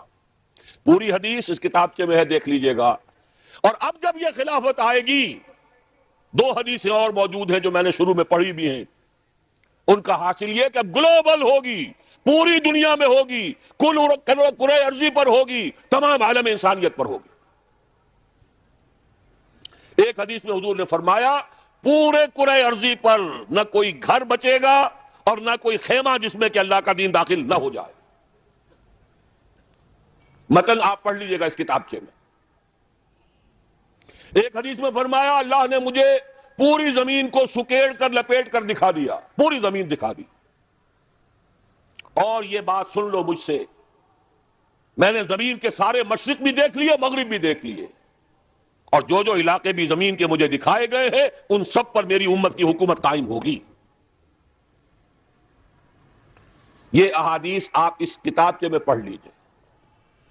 نوید جہاں فضا ہے، خلافت قائم ہوگی اور عالمی ہوگی. اب 2 باتیں مجھے عرض کرنی ہے. پہلے تو اسی نوید کے سلسلے کا آخری حصہ کیا ہے. 3 احادیث اس کتابچے میں آپ کو ایسی ملیں گی جس سے اندازہ ہوتا ہے کہ اس میں آغاز جو ہوگا وہ پاکستان اور افغانستان کی سرزمین ہے. اس لیے کہ جب یہ بھٹی دہکے گی، یہود اور مسلمانوں کی جنگیں، کتاب الملاحم، اور جب وہ الملحمۃ العظمی، آخری جنگ، آرمگڈون، تاریخ انسانی کی عظیم ترین جنگ ہوگی، عالم عرب میں جو رہنما ہوں گے، جو قائد ہوں گے، جو سپہ سالار ہوں گے، وہ حضرت مہدی ہوں گے. اہل تشیع کا تصور مہدی اور ہے، ہمارا اور ہے. ان کے نزدیک ان کے 12ویں امام جو روپوش ہیں، امام غائب، وہ ظاہر ہو جائیں گے. ہمارے نزدیک جیسے ہمارے ہاں اور بہت سے مجددین پیدا ہوتے رہے. ابو داؤد کی روایت ہے، حضور نے فرمایا ان اللہ یبعث فی هذه الامه علی راس کل 100 عام من یجدد لها دینها. ہر صدی میں مجدد پیدا ہوتے رہے. ایسے ہی ایک مجدد، لیکن بہت بڑے مجدد، مجدد کامل پیدا ہوں گے اور وہ حضرت مہدی ہوں گے. اس پر میری مفصل تقریر لاہور میں ہو چکی ہے قرائن کے حوالے سے، چونکہ مجھے وہ بھٹی دہکتی ہوئی نظر آ رہی ہے. میرے نزدیک شاید 1997 کے اندر ہی مسجد اقصی شہید کر دی جائے. اور جب وہ ہوگی پورے عالم عرب میں بالخصوص آخر ان میں ایمان ہے، ان میں وہ لوگ بھی ہیں جن کو فنڈامنٹلسٹ کہا جاتا ہے، ہر ملک میں ہے۔ آخر الجزائر میں جو لوگ پھانسیاں چڑھ رہے ہیں اور جانے دے رہے ہیں وہ کون ہے؟ مصر میں جو دے رہے ہیں وہ کون ہے؟ اور اب جو سعودی عرب میں بمبارڈمنٹ شروع ہو گئی ہے وہ کون کر رہے ہیں؟ اگر مسجد اقصی شہید ہو گئی اور وہ پیس پروسیس جو شروع کیا تھا اسحاق رابین نے، اور یہ کہ امریکہ کے زیر اثر اب وہ ختم ہو رہا ہے، نظر آ رہا ہے دھجیاں بکھر گئی اس کی، اوسلو کے ذریعے سے جو شروع ہوا تھا اور پھر جو معاہدہ ہوا وہ ختم ہو رہا ہے، کوئی دن کی بات ہے۔ اور جیسا کہ میں نے عرض کیا، جیسے مذہبی جنونی نے مسجد الخلیل میں داخل ہو کر 27 مسلمانوں کو شہید کر کے خودکشی کر لی، خود بھی اپنے آپ کو مار لیا، جیسے ایک یہودی جنونی یہودی نے اسحاق رابین کو قتل کر دیا، ایسے ہی کوئی یہودی جائے گا اور مسجد کے نیچے اس ٹنل کے اندر کوئی ایسا مواد رکھائے گا کہ وہ مسجد شہید ہو جائے گی۔ پھر جو طوفان اٹھے گا، پھر جو خونریزی ہوگی، اس کا آپ تصور نہیں کر سکتے، لیکن اس میں ایک شخصیت ابھرے گی اور وہ حضرت مہدی ہوں گے۔ ہمارے جو مجموعے ہیں احادیث کے، ان سے معلوم ہوتا ہے حضرت فاطمہ کی نسل سے ہوں گے رضی اللہ تعالی عنہا۔ حضرت فاطمہ کے دو بیٹے حضرت حسن حضرت حسین رضی اللہ تعالی عنہما حضرت حسن کی اولاد سے ہوں گے۔ حضور نے فرمایا ان کا نام میرے نام پر ہوگا، محمد ہوگا، اور ان کے والد کا نام میرے والد کے نام پر ہوگا، عبداللہ ہوگا۔ وہ پیدا ہوں گے یا میرے گمان میں وہ پیدا ہو چکے ہیں، اس لیے کہ مجھے تو سامنے نظر آ رہا ہے کہ وہ سارے حالات و واقعات جو احادیث کے کتابوں میں بیان ہوئے ہیں، گویا کہ جیسے ڈرامے سے پہلے سٹیج سیٹ کیا جاتا ہے، حالات پوری طرح اس کے لیے ایک سٹیج کی طرح تیار ہو چکے ہیں۔ باقی واللہ عالم، یہ اندازے کی بات ہے، یقینی بات یہ ہے کہ ہوگا۔ لیکن جب عالم عرب میں یہ بھٹی دہکے گی، جب حضرت مہدی کی قیادت میں مسلمان صاحب ایمان اہل عرب یہودیوں اور عیسائیوں کی طاقت سے ٹکرائیں گے، تو ان کی مدد کے لیے دو جانب سے اللہ تعالیٰ کچھ بھیجیں گے مدد۔ ایک تو آخری مرحلے میں مدد آئے گی، حضرت مسیح عیسیٰ ابن مریم کا نزول، جو یہودیوں کی طرف رسول بنا کر بھیجے گئے تھے۔ انہیں یہودیوں نے اپنے خیال میں سولی پر چڑھا دیا، لیکن اللہ نے فرمایا وما صلبوہ وما قتلوہ ولکن شبہ لہم بل رفعہ اللہ الیہ، اللہ تو اپنی طرف اٹھا کر لے گیا۔ اور احادیث صحیحہ جو کہ ہمارے ہاں متواترہ کے درجے میں ہیں، وہ احادیث جو صحیح ہیں کی ہیں، ان سے ثابت ہے کہ حضرت عیسیٰ ابن مریم دوبارہ زمین پر آئیں گے۔ اور یہودیوں کا سب سے بڑا سرغنہ جو خود مسیح ہونے ہی کا دعویٰ کر رہا ہوگا، مسیح الدجال، اسے حضرت مسیح قتل کرے گا۔ لیکن ایک دوسری حدیث سے معلوم ہوتا ہے کہ مشرق سے فوجیں آئیں گی حضرت مہدی کی مدد کے لیے۔ یخرجون ناس من المشرق یؤتون للمہدی یعنی سلطانہ، مشرق کی طرف سے فوجیں آئیں گی کہ جو مہدی کی حکومت کو مستحکم کرے گی۔ خراسان کا لفظ آتا ہے ایک دوسری حدیث میں، خراسان سے سیاہ عالم چلیں گے، انہیں کوئی نہیں روک سکے گا یہاں تک کہ وہ یروشلم میں جا کر نصب ہو جائیں گے۔ اور حضور کے زمانے میں اچھی طرح سمجھ لیجئے، ہند کسے کہتے تھے حضور کے زمانے میں؟ پاکستان ہند میں شامل نہیں تھا، سندھ و ہند، سندھ ایک مکمل ملک تھا، ہند اس کے بعد شروع ہوتا تھا۔ یہ راجپوتانے کا اور تھر کا ڈیزرٹ جو ہے، اس سے آگے جو ہندوستان ہے وہ ہند تھا۔ یہ جو ہمارا پاکستان ہے یہ ہمیشہ ہند میں شامل نہیں رہا، حضور کے زمانے میں بالخصوص سندھ و ہند، دریائے سندھ چلا آ رہا ہے۔ یہ ساری ٹریبیوٹریز جو پنجاب کے اندر اس کی ہیں، یہ سب ایک علیحدہ ملک ہے جو اس زمانے میں سندھ کہلاتا تھا۔ اور نمبر دو یاد کیجئے، اس زمانے میں خراسان ایک علاقہ تھا جس میں موجودہ افغانستان کا 2/3، تھوڑا سا حصہ ایران کا، اور جہاں تک میں تحقیق کر سکا ہوں آج تک، پاکستان کا بھی علاقہ خاص طور پر مالاکنڈ ڈویژن جو اس خراسان میں شامل ہے۔ خراسان سے سیاہ عالم چلیں گے جو جا کر یروشلم میں نصب ہوں گے۔ یہاں بھی ایک نقطہ نوٹ کر لیجئے، پہلے بھی یروشلم ہم سے چھینا تھا، کس نے چھینا تھا؟ عیسائیوں نے، کروسیڈرز۔ واپس کون لیا، کس نے لیا؟ عربوں میں دم نہیں تھا، عرب عیاشیوں کی وجہ سے کھوکھلے ہو چکے تھے۔ واپس لینے والا صلاح الدین ایوبی، کرد خون۔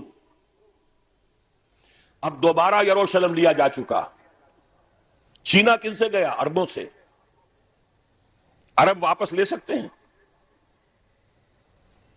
کوئی اندیشہ اگر ہو سکتا تھا عراق کے بارے میں کہ شاید اس کے ایٹمک دانت نکل آئے، جو سازش کی گئی، جس طرح اس احمق اور پاگل صدام حسین کو دام میں پھنسایا گیا۔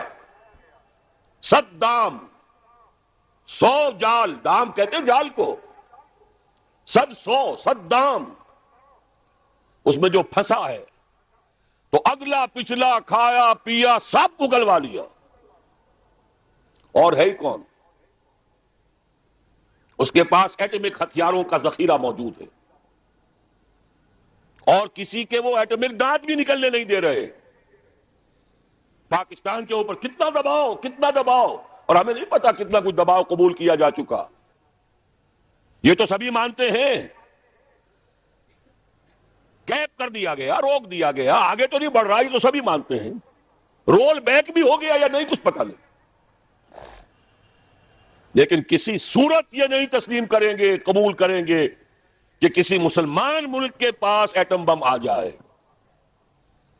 یہودیوں کے پاس ذخیرہ موجود، سب جانتے ہیں۔ بہرحال یہ جان لیجئے، اس علاقے سے امید ہوتی ہے سندھ اور خراسان۔ حالات بہت خراب ہیں ہمارے، اور حالات بہت خراب ہیں افغانستان کے بھی، لیکن حالات کے بدلتے اللہ تعالیٰ کی مشیت کے تحت دیر نہیں لگا کرتی۔ سیرت نبوی میں مجھے نظر آتا ہے سن 10 میں، 10 نبوی، ہجرت سے 3 سال پہلے، 2.5 سال پہلے، کہیں سے کوئی امید کی کرن نظر نہیں آتی تھی کہ عرب میں اسلامی حکومت قائم ہو جائے گی۔ 10 برس ہو چکے محمد الرسول اللہ کو دعوت دیتے ہوئے، اور ابھی تک بمشکل 125 آدمی ہے، اپنے بل پر، اپنے طاقت پر مکے میں رہ بھی نہیں سکتے۔ کیسے ہو جائے گا؟ کہاں سے ہو جائے گا؟ میں آج پوچھتا ہوں، کوئی شخص بتائے، کہیں سے کوئی امید کی کرن اس وقت نظر آتی ہے؟ اس ماحول میں لے جائیے۔ اگلے 3 سال میں کیا ہو گیا؟ پہلے سال 6، اگلے سال 12، اس سے اگلے سال 72، اور بیعت عقبہ ثانیہ، ہجرت، اور وہاں سے اب حضور کی طرف سے شروع ہو گیا انیشیٹو۔ تو ہم نہیں کہہ سکتے، اللہ تعالیٰ کی قدرت، اللہ کی مشیت۔ یہ یقین ہے کہ دنیا کے خاتمے سے پہلے نظام خلافت قائم ہوگا، اور تمام دنیا میں ہوگا۔ ظاہر ہے کہیں پہلے کسی ایک جگہ سے ہوگا، جیسے حضور کے زمانے میں ہوا۔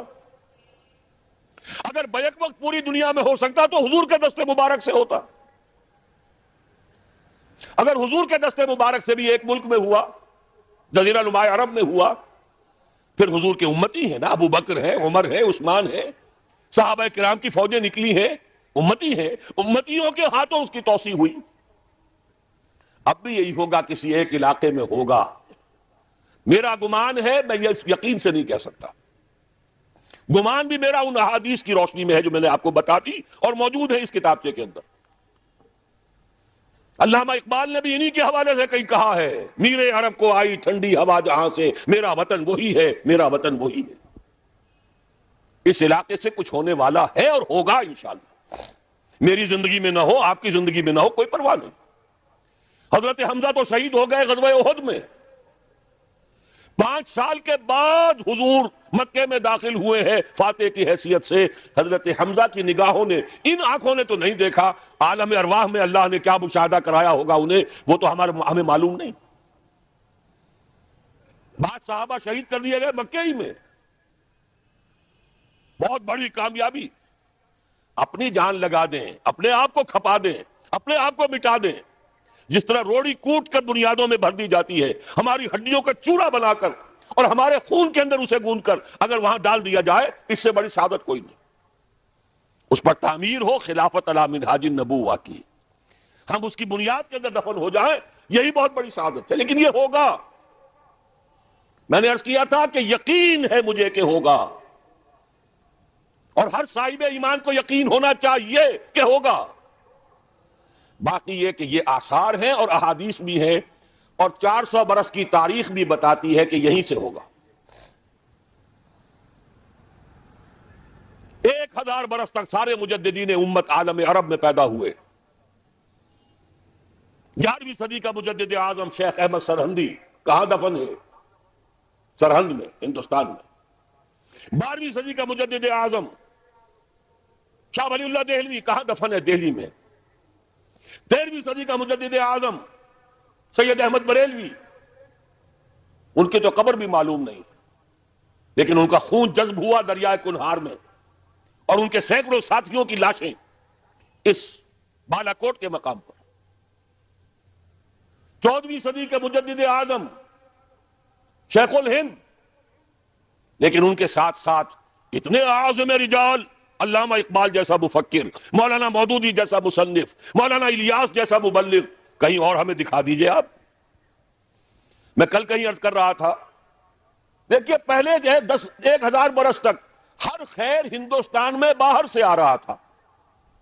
معین الدین اجمیری باہر سے آ رہے ہیں، شیخ علی حجویری باہر سے آ رہے ہیں، سندھ میں جتنے اولیاء دفن ہیں سب کے سب باہر سے، ایران سے چلے آ رہے ہیں. لیکن جیسے ہی 11ویں صدی شروع ہوئی ریورس ہو گیا آرڈر. اب سلسلہ مجددیہ نقش بندیہ اب ہندوستان سے نکل کر پھیل رہا ہے. پورا افغانستان، پورا ترکستان، تمام یہ ترک ریاستیں جو آزاد ہوئی ہیں ابھی یو ایس ایس آر کے خاتمے کے بعد، یہاں تک کہ سائپرس، جزیرہ قبرص، پورا ترکی جو اب بھی ہے موجودہ ترکی، سلسلہ مجددیہ نقش بندیہ کہاں سے چلا؟ ہندوستان سے پھیل گیا پورے عالم اسلام. مفکر، علماء دین اور تمام علوم دینی کا مجدد شاہ ولی اللہ دہلوی، خالص ترین جہاد فی سبیل اللہ دور صحابہ کے بعد جماعت مجاہدین جام شہادت نوش کیا، سینکڑوں ہمارے مجاہدین. پھر 14ویں صدی میں اقبال جیسا مفکر، مودودی جیسا، دوبارہ دوہرا رہا ہوں، مصنف، مولانا الیاس جیسا مبلغ، مجھے تو کہیں نظر نہیں آتا. تمام مسلمان ممالک آزاد ہوئے، کہیں اسلام کا نام نہیں لگا. نہ سیوکارنوں نے نعرہ لگایا، نہ کہیں کسی اور نے نعرہ لگایا. عربوں نے بھی عرب نیشنلزم کا نعرہ لگایا، اسلام کا نعرہ نہیں. تحریک پاکستان میں نعرہ لگا، پاکستان کا مطلب کیا؟ لا الہ الا اللہ. صبح عرض کر چکا ہوں، تحریک خلافت پوری دنیا میں کہیں نہیں، صرف بر عظیم پاک و ہند میں. اور کیسی تحریک خلافت کہ ہندو شریک ہوئے، گاندھی شامل ہوا، پورے ہندوستان کو جس نے گنجا دیا. یہ دوسری بات ہے کہ جب خود مصطفیٰ کمال نے ختم کر دیا تو اب کیا کرتے؟ مدعی سست گواہ چست.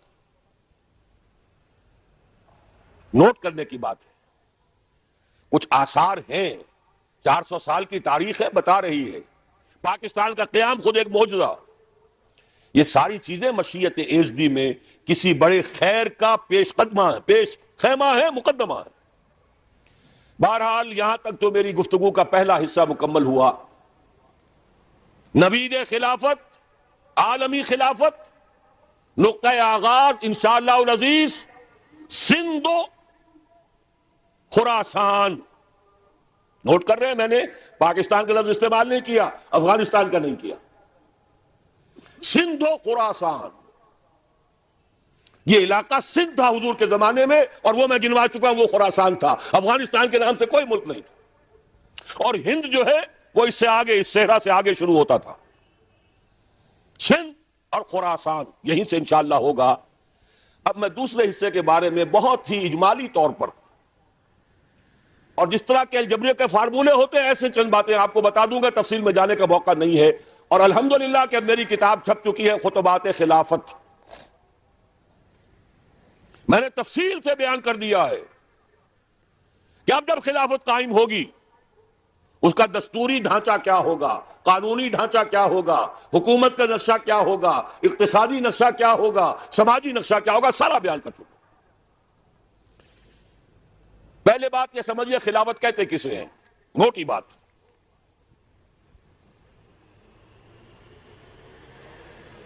خلافت ایک سیاسی تصور کے اعتبار سے دو چیزوں پر مشتمل.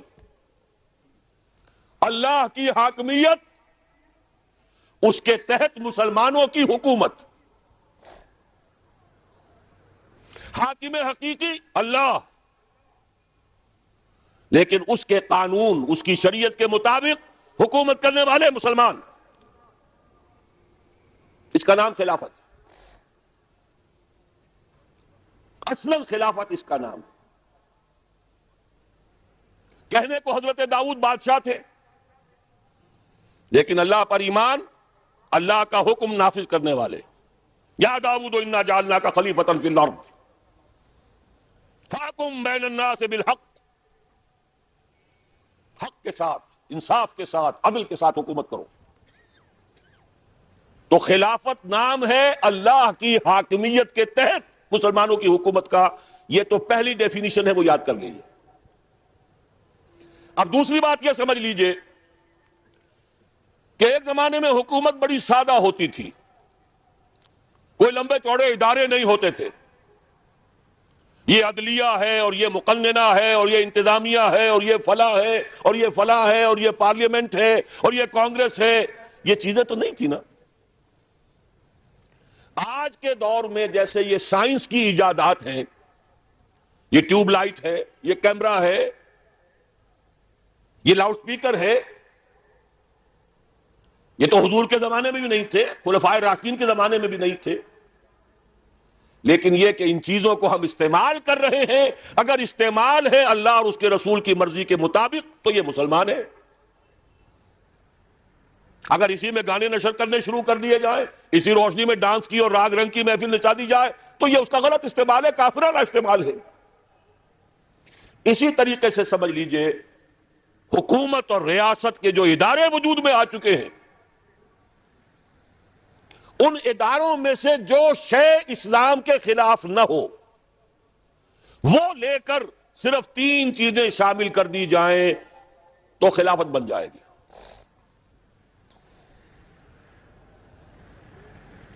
وہ ادارے کیا ہیں؟ جیسا کہ میں نے عرض کیا، ہر ریاست کا سمجھا جاتا ہے 3 بنیادی ادارے ہیں. مقننہ قانون ساز ادارہ ہے، اسے آپ پارلیمنٹ کہہ رہے ہیں، اسے مجلس ملی کہہ لیں، اسے کانگریس کہہ لیں، تو چاہے کہہ لیں. سنگل ہاؤس ہو، ڈبل ہاؤس ہو، لوور ہاؤس، اپر ہاؤس، ایک ہی ہو، یہ ساری چیزیں شریعت ان سے بحث نہیں کرتی. اپنے حالات دیکھیے، جس طرح چاہیں کیجئے. پارلیمنٹری ہو، پریزیڈنشل ہو، شریعت نے کسی کو پابند نہیں کیا. اپنے حالات دیکھو، جس طرح چاہو اختیار کر دو. یونٹری ہو، فیڈرل ہو، کانفیڈرل ہو. کنفیڈریشن کا نعرہ بھی تو اب دوبارہ لگ گیا ہے نا، ممتاز بھٹو صاحب نے لگا دیا ہے. اس سے پہلے فیڈریشن فیڈریشن فیڈریشن، بے نظیر سندھ کے اندر سب سے بڑی فیڈریشن کی طرف سے دفاع کرنے والی ایک یونٹری حکومت بھی ہوتی ہے. آج کے ایران میں یونٹری حکومت ہے. صوبوں میں صرف گورنر ہیں جو اپوائنٹڈ ہیں، کوئی اسمبلی نہیں، کوئی مجلس نہیں. یونٹری حکومت. پارلیمنٹ صرف ایک ہے پورے ایران کی. ہاں، ان کے حال البتہ 2 ہیں، ایک منتخب لوگ ہو کر آتے ہیں عوام سے، اور ایک ہے ان کے علماء کی باڈی. لیکن یہ صرف سب کچھ مرکز میں ہے، باہر کچھ نہیں. تو میری باتیں نوٹ کر لیجئے. 3 بنیادی ادارے، مقننہ، عدلیہ، انتظامیہ. 3 بنیادی صورتیں، unitary form of government, federal form of government, confederal form of government, اور پارلیمانی یا صدارتی نظام. ان تمام چیزوں کو شریعت نے کہا ہے کہ مباح ہے، جدھر سے چاہو استعمال کر لو. البتہ ایک بات ہے، وہ میری ذاتی رائے ہے، اس میں مجھے کوئی اور اختلاف کر سکتا ہے. وہ میری رائے یہ ہے کہ مغرب میں جو ارتقاء ہوا ہے ریاست کے اداروں کا، ہر ارتقاء کا ایک کلائمیکس ہوتا ہے، ایک انتہا ہے اس کی. اس کا کلائمیکس میرے نزدیک امریکہ کا صدارتی نظام ہے. وہ میں بعد میں عرض کروں گا اس کا سبب کیا ہے. میرے نزدیک امریکہ کا جو پورا کانسٹیٹیوشن ہے، 3 چیزیں شامل کر دیجئے وہ خلافت بن جائے گا. پہلی چیز، اللہ کی حاکمیت طے کر دیا جائے، چاہے دستور کی پہلی دفعہ یہی ہو کہ اس ملک کا نام یونائٹڈ اسٹیٹس آف امریکہ ہے، یا ہم کہیں اس ملک کا نام پاکستان ہے، وغیرہ وغیرہ، لیکن جو بنیادی بات ہوگی یہاں حاکمیت اللہ کی ہے، انسانوں کی نہیں۔ ڈیوائن ساورنٹی، سروری زیبا فقط اس ذات بے ہمتا کو ہے، حکمراں ہے ایک وہی، باقی بتان آزری۔ الحمدللہ پاکستان میں یہ چیز پہلے سے طے ہو چکی۔ مولانا مودودی مطالبہ لے کر کھڑے ہوئے، مولانا شبیر احمد عثمانی نے ان کا ساتھ دیا، اور خان لیاقت علی خان کے ہاتھوں قرارداد مقاصد پاس ہو گئی 12 مارچ 1949 کو۔ حاکمیت اللہ کی پہلی شرط پوری ہو گئی، دوسری شرط ابھی تک پوری نہیں ہو رہی، ہڈی پھنس جاتی ہے بار بار۔ دوسری دفعہ یہ ہونی چاہیے، یا تیسری کہہ لیجئے، لیکن میں جو گنتی بتا رہا ہوں 3 چیزیں، ان میں دوسری یہ طے ہو جائے، اعلان کر دیا جائے یہاں کوئی قانون کسی بھی سطح پر، صوبائی ہو، مرکزی ہو، میونسپل کمیٹی کا ہو، کاؤنٹی کا ہو، ڈسٹرکٹ بورڈ کا ہو، کسی ادارے کا ہو، کسی انجمن کا ہو، کوئی قانون سازی کتاب و سنت کے منافی نہیں ہو سکتی۔ اسی کے لیے 10 سال پہلے متحدہ شریعت محاذ بنا تھا، جونوجو صاحب کی حکومت، ضیاء الحق صاحب کی صدارت، اور 2 ہمارے سینیٹرز لے کر کھڑے ہوئے تھے، قاضی عبداللطیف صاحب اور مولانا سمیع الحق صاحب، اور ایک بڑا اتحاد ہو گیا تھا مسلمانوں کا۔ میں بھی اپنی چھوٹی سی تنظیم کے ساتھ، من نیز حاضر بھی شوم، تفسیر قرآن در بغل، میں بھی شریک تھا۔ بہرحال وہ بیل منڈے نہیں چڑھ سکی۔ اب اس میں تفصیل میں نہیں جانا چاہتے، اس میں اپنوں کے کیا کرتوت ہیں اور دشمنوں کی کیا ریشہ دوانیاں ہیں۔ اس کے بعد پھر وہ بل پاس ہوا، لیکن یہ کہ اس کے بعد نواز شریف صاحب نے نفاذ شریعت آرڈیننس اسے قانون بھی بنا دیا، لیکن یہ طے کیا کہ اس کے لیے دستور کی ترمیم بعد میں آ جائے گی، وہ آج تک نہیں آئی، نواز شریف کی حکومت ختم ہو گئی۔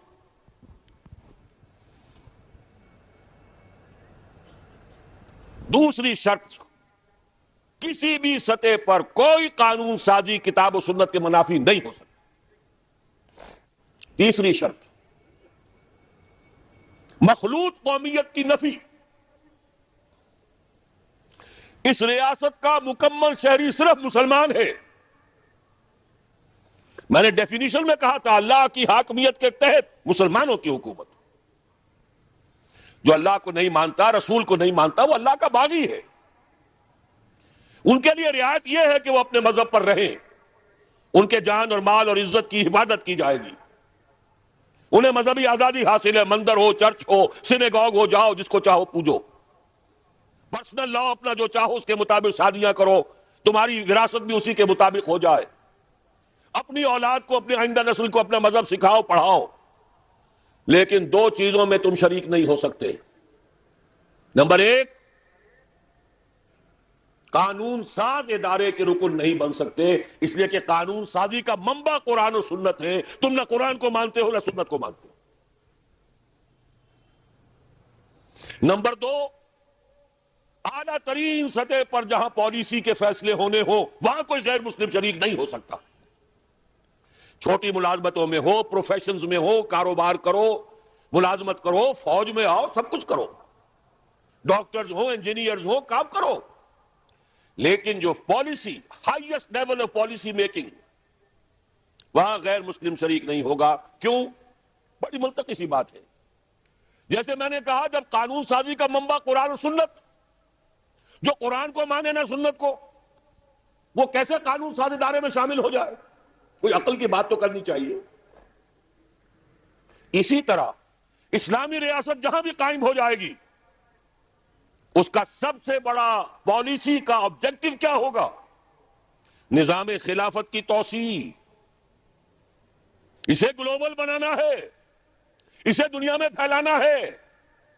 ہمارے ریسورسز کا سب سے بڑا مصرف اسلام کی تبلیغ، اسلام کی اشاعت.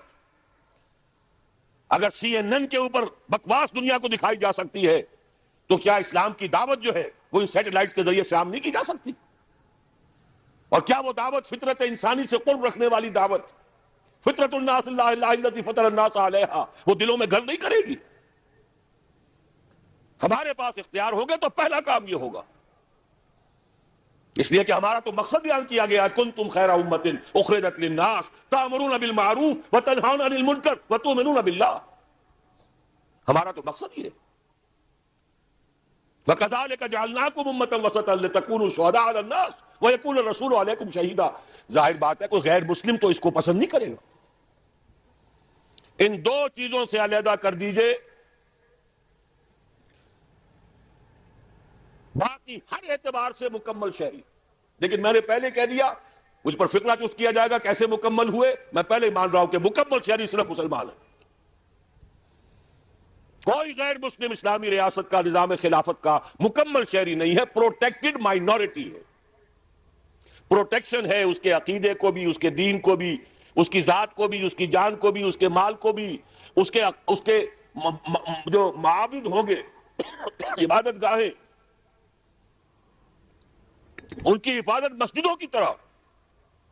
بلکہ سورہ حج کی ایک آیت کی روح سے مسجدوں سے بھی پہلے لَهُدِّمَتْ صَوَامِعُ وَبِيَعٌ وَصَلَوَاتٌ وَمَسَاجِدُ يُذْكَرُ فِيهَا اسْمُ اللَّهِ كَثِيرًا. اللہ تعالیٰ نے سورہ حج میں پہلے دوسری عبادت گاہوں کا تذکرہ کیا، پھر مسجد کا کیا. حفاظت ہو، تجارت کرو، کاروبار کرو، ملازمتیں کرو، سب کچھ کرو. پرسنل لا تمہارا، شادی بیاہ جیسے چاہو کرو، طلاق کا معاملہ ہو کوئی جیسے چاہو کرو، اپنے مردوں کو جلانا چاہتے ہو، کچھ اور کرنا چاہتے ہو، جو چاہو کرو، پوری آزادی. پرسنل لا میں مکمل آزادی. لیکن نہ لیجسلیٹو پروسیس میں ایسوسیٹ کیے جا سکتے ہیں، نہ ہی ہائیسٹ لیول کی پالیسی میکنگ میں. یہ تین چیزیں شامل کر دیجئے برطانیہ کے دستور میں تو وہ خلافت ہے. یہ تین چیزیں شامل کر دیجئے امریکہ کے دستور میں تو خلافت ہے. تفصیل میں جانے کا موقع نہیں ہے. البتہ ان تین چیزوں کے ساتھ دو چیزیں اور ہیں، وہ میری ذاتی رائے ہے، اس سے اختلاف ہو سکتا ہے. پہلی تین باتوں کو میں اس یقین کے ساتھ کہہ رہا ہوں کہ اس سے اختلاف کی کوئی گنجائش نہیں. میرے نزدیک جیسا کہ میں نے عرض کیا، جو بھی سوشل ارتقاء ہوا ہے دنیا کا، اس کی اس وقت تک کی بلند ترین جو مقام ہے اس کا، وہ امریکہ کا نظام ہے. کس قدر سموتھلی نظام چل رہا ہے 200 برس سے، کس قدر سموتھلی چینج ہو جاتی ہے حکومت، کتنی آزادی دے رکھی ہے، کتنی اختیارات کی تقسیم ہے. کاؤنٹی لیول پر تھانے دار بھی منتخب ہوتا ہے. یہ نہیں کہ فلاں حکومت آئی تو فلاں ایس پی آ جائے گا، اور فلاں حکومت آئی تو فلاں جو ایس پی جو ہے وہ کہیں تربت بھیج دیا جائے گا. کوئی کہیں سے آئے گا نہ کوئی کہیں جائے گا. تمہارے اپنی کاؤنٹی ہے، شریف کو خود منتخب کرو. Decentralization of power. Mayor بھی منتخب، شریف بھی منتخب. لوکل معاملات ہے، سب کو معلوم ہے یہ آدمی کیسا ہے. میرے نزدیک جو سوشل ایولیوشن کا پروسیس ہے، اس نے جو ترقی کی ہے وہ اپنے ٹاپ پر وہاں ہے. ہاں، خرابی کیا ہے؟ اللہ سے بغاوت ہے، آسمانی ہدایت سے بغاوت ہے. اگر ادھر آ جائے حاکمیت اللہ کی ہر سطح پر، قانون سازی شریعت کے دائرے کے اندر، اور یہ کہ دو لیولز پر صرف مسلمان ایسوسیٹ ہوں گے، بقیہ سب لیول پر تمام شہری برابر. Highest level of policy making اور لیجسلیٹو پروسیس، اس میں غیر مسلم شریک نہیں ہوگا. دوسری بات، میرے نزدیک صدارتی نظام جو امریکہ کا ہے وہ صحیح تر ہے، معقول تر ہے، اور خلافت کے نظام سے نہایت قریب ہے. ایک سلویت ہے ہمارے پارلیمانی نظام میں. ہم چونکہ انگریز کے غلام تھے، یہ کرکٹ کا گیم بھی انگریزوں کا ہے، امریکہ میں نہیں ہے یہ گیم. ہٹلر نے تو ایک دفعہ گیم دیکھا تھا، پھر بین کر دیا تھا کہ یہ کوئی کھیل ہے. 5 دن تک کھیل رہے ہیں اور فیصلہ ہی نہیں ہوا کون جیتا کون آ رہا. اب بھی شاید کو چل رہا ہے آپ کے ہاں. اسی طریقے سے پارلیمنٹرین نظام حکومت، یہ بھی برطانیہ کی میراث ہے. ہندوستان میں بھی اس لیے ہے کہ وہ بھی غلام تھے برطانیہ کے، ہمارے ہاں بھی اس لیے ہے کہ ہم بھی غلام تھے برطانیہ کے. اس قدر نامعقول نظام ہے. صدر ریاست کوئی اور ہے، صدر حکومت کوئی اور ہے. سنویت قرآن مجید میں توحید کے لیے دلیل دی گئی ہے. اگر اس آسمان اور زمین میں ایک اللہ کے سوا کوئی الہ ہوتا لفسدتا، فساد رونما ہو جاتا. ایک کی مرضی کچھ اور، دوسرے کی کچھ اور. یہی ہمارے ہاں ہے. یا تو صدر ہوں گے جو 8ویں ترمیم کے بعد کے صدر ہیں، وہ تو ظاہر بات ہے کہ وزیر اعظم کی حیثیت کیا اس کے آگے. اور یا صدر وہ تھے چودھری فضل الہی بھٹو صاحب کے زمانے میں، جن کے بارے میں کہا گیا تھا انہیں رہا کرو. کوئی حیثیت نہیں، صرف ایک سمبولک پوزیشن ہے. ولیموں میں چلے جاؤ یا باہر کے سفیر آئیں تو وہ اپنے جب کریڈنشل پیش کریں تو صدر صاحب کے پاس آئیں گے، باقی حکومت سے کوئی سروکار. حقیقت میں جو نظام ہے اس توحیدی شان کا نظام، ایک آدمی کو منتخب کرو اور 4 سال کے لیے اسے اب اختیارات دو. اپنی کابینہ وہ خود چنے گا. ضروری نہیں ہے کہ وہ کانگریس کا رکن ہو یا سینٹ کا رکن ہو، اس لیے کہ انتخاب تو وہی لڑے گا جو بلینئر ہو. امریکہ میں بھی انتخاب عام آدمی تو نہیں لڑ سکتا، جبکہ ریاست کو ضرورت ہے ایکسپرٹس کی. ایکسپرٹس جو ہیں اکثر و بیشتر بلینئر تو نہیں ہوتے. آپ نے صدر کو منتخب کر لیا، اب وہ اپنے وزراء خود لے گا، چن لے گا. کوئی قانون کا واقف ہے، دستور کا واقف ہے، اسے وزارت قانون دے دیجئے. کوئی مالیات کا ماہر ہے، اسے وزارت مالیات دیجئے. کوئی جو ہے بین الاقوامی سیاست کو جاننے والا ہے، اسے فورن منسٹر بنائیے. ضروری نہیں ہے کہ وہ پارلیمنٹ کے یا سینٹ کے رکن ہو. بہترین نظام صدارتی نظام، اور یہ خلافت کے نظام سے قریب تر، عقل سے قریب تر. لیکن اس کے ساتھ اب جو بات میں کہہ رہا ہوں سچی بات کہنی چاہیے. خلافت کے نظام سے قریب تر نظام یونٹری ہے. خلافت راشدہ میں مدینے میں، اور اصحاب حل و عقد مدینے میں ہے، خلیفہ مدینے میں ہے، شورا مدینے میں ہے، ہر جگہ کے گورنر مقرر ہو رہے ہیں، عاملین ہیں. کوفے کا گورنر ہے، یمن کا گورنر ہے، شام کا گورنر ہے، مصر کا گورنر ہے. یونٹری فارم آف گورنمنٹ تھی خلافت راشدہ میں. لیکن میرے نزدیک روح عصر کا تقاضا یہ ہے، وہ جو اقبال نے ابلیس کی مجلس شورا میں ابلیس سے ایک بات کہلوائی ہے کہ جمہوریت جو ہے یہ تو ہم نے خود ایجاد کی ہے، ہم نے خود شاہی کو پہنایا ہے جمہوری لباس. جب ذرا آدم ہوا ہے خود شناس و خود نگر. اب آدم خود شناس ہو گیا ہے، خود نگر ہے. انسان یہ کہتے ہیں صاحب ہمارے بھی حقوق ہیں، ہماری بھی کوئی تہذیب ہے، ہمارے اس علاقے کی کچھ روایات ہیں، ہم اس پر قائم رہنا چاہتے ہیں. وہ کوئی شریعت کے خلاف نہیں ہے، وہ دین کے خلاف نہیں ہے. کوئی ایک ثقافت ہم پر کیوں ٹھوستے ہو؟ ہماری بھی اپنی زبان ہے، دینی اعتبار سے زبان ہے تو عربی ہے، کوئی اور زبان ہم پر کیوں ٹھوستے ہو؟ یہ حق کہنے کا ہے. اور روح عصر کا تقاضا ہے کہ ان تمام باتوں کو تسلیم کیا جائے. ٹرو فیڈرل نظام، حقیقی معنی میں فیڈریشن. ہمارے ہاں تو اصل میں کیا ہے، ہمارا دستور اور ہمارا نظام اب نہ وہ رہا صدارتی نہ پارلیمانی. آپ کی عدالتیں کہہ رہی ہیں، سپریم کورٹ کہہ رہی ہے، ججز کہہ رہی ہیں نہ یہ پارلیمانی ہے نہ صدارتی. اسی طرح ہمارے ہاں در حقیقت فیڈرل نظام نہیں ہے. فیڈرل نظام دیکھنا ہو تو امریکہ میں جا کر دیکھیے. ایک ریاست میں سگریٹ کے اوپر پابندی ہے، دوسری میں نہیں ہے. ایک ریاست ایسی ہے جس میں ایک سے زیادہ شادیاں کی جا سکتی ہیں، الاؤڈ ہیں، باقی میں نہیں ہے. ٹیکسیشن اپنا اپنا نظام ہے، ہر ریاست کا نظام ہے. میں نے جیسا کہ عرض کیا ہوا تو کاؤنٹی لیول پر شیرف بھی منتخب، میئر بھی منتخب. اپنے معاملات اپنے ہاتھ میں لو. امرہم شورا بینہم، اب یہ امرہم شورا بینہم یہ ملک کی سطح پر بھی ہو جائے گا، ریاست کی سطح پر بھی ہو جائے گا، صوبے کی سطح پر بھی ہو جائے گا، کاؤنٹی لیول پر بھی ہو جائے گا، ایک گاؤں میں ہو جائے گا، ہر جگہ پر ہونا چاہیے امرہم شورا بینہم۔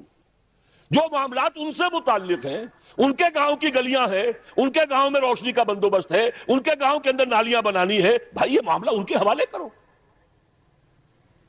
خود ٹیکس لگا لیں، اپنے آپ باہمی مشورے سے ٹیکس لگائے، گھر والوں سے لے منائے، گلیاں بنائے۔ یہ کیا کہ وہاں سے اوورسیئر آئے گا اور وہاں سے ٹھیکیدار آئے گا اور وہاں اس کے جو ہے وہ ٹینڈر کھلیں گے اور اس کے بعد جو ہے اس کا کہاں سے کہاں کتنا خرچ ہوگا اور کتنا دفن ہو جائے گا کسی کو پتہ ہی نہیں۔ تو میرے نزدیک ٹرو فیڈریشن اور پارلیمنٹری سسٹم یہ دو چیزیں ہیں، پارلیمنٹری نہیں، صدارتی نظام اور ٹرو فیڈرل سسٹم۔ یہی در حقیقت ممتاز بھٹو صاحب کا بھی کہنا، میری ایک ملاقات ہوئی تھی کراچی میں ان سے، انہوں نے کہا تھا کہ اگر صحیح معنی میں فیڈریشن ہوتی تو میں کبھی کانفیڈریشن کا نام تک نہ لیتا۔ فیڈریشن کہاں ہے؟ تیسری چیز جو ان دونوں کا ایک نتیجہ نکلتا ہے، اور جو ظاہر بات ہے کہ ہر علاقے کی ایک بات ہوتی ہے، میری یہ بات میرے قدیم سندھی بھائیوں کو اچھی نہیں لگی، مجھے معلوم ہے، لیکن میں جن چیزوں کو جانتا ہوں اور مانتا ہوں اس کے منطقی نتیجے کو بھی ماننے پر مجبور ہوں۔ جب میں نے کہا صدارتی نظام ہو، تو صدارتی نظام کے راستے کی سب سے بڑی رکاوٹ اس وقت کیا ہے اس ملک میں؟ 4 صوبوں میں سے ایک صوبے کی آبادی بقیہ تینوں صوبوں کی مجموعی آبادی سے زیادہ ہے۔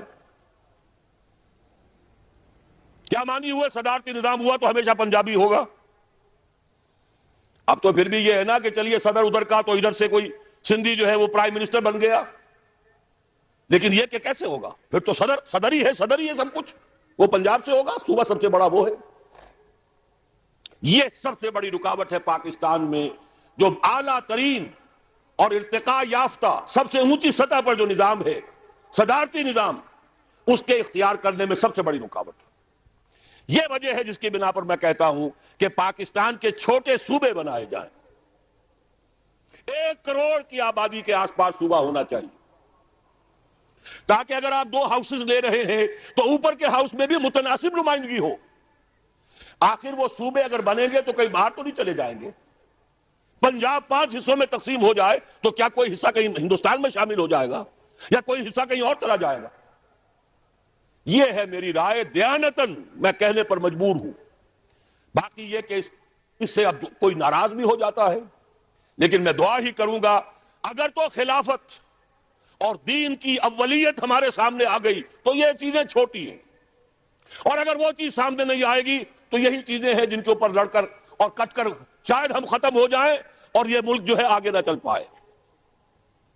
تو میں نے سیاسی نظام کے بارے میں، دستوری نظام کے بارے میں جو باتیں کہیں گن لیجئے، کسی بھی جمہوری نظام میں 3 چیزیں شامل کر دیجئے، وہ پارلیمانی ہو، وہ صدارتی ہو، وہ یونٹری ہو، فیڈرل ہو، کانفیڈرل ہو، کوئی ہو، 3 چیزیں حاکمیت اللہ کی، جو اللہ کا شکر ہے ہمارے دستور میں ہے، اگلا قدم طے ہو جائے، کسی بھی سطح پر کوئی قانون کتاب و سنت کے منافی نہیں بنایا جا سکتا، اور نمبر 3 غیر مسلم باقی ہر اعتبار سے برابر کے شہری ہوں گے، لیکن لیجسلیٹو پروسیس میں اور highest level of policy making میں انہیں شریک نہیں کیا جائے۔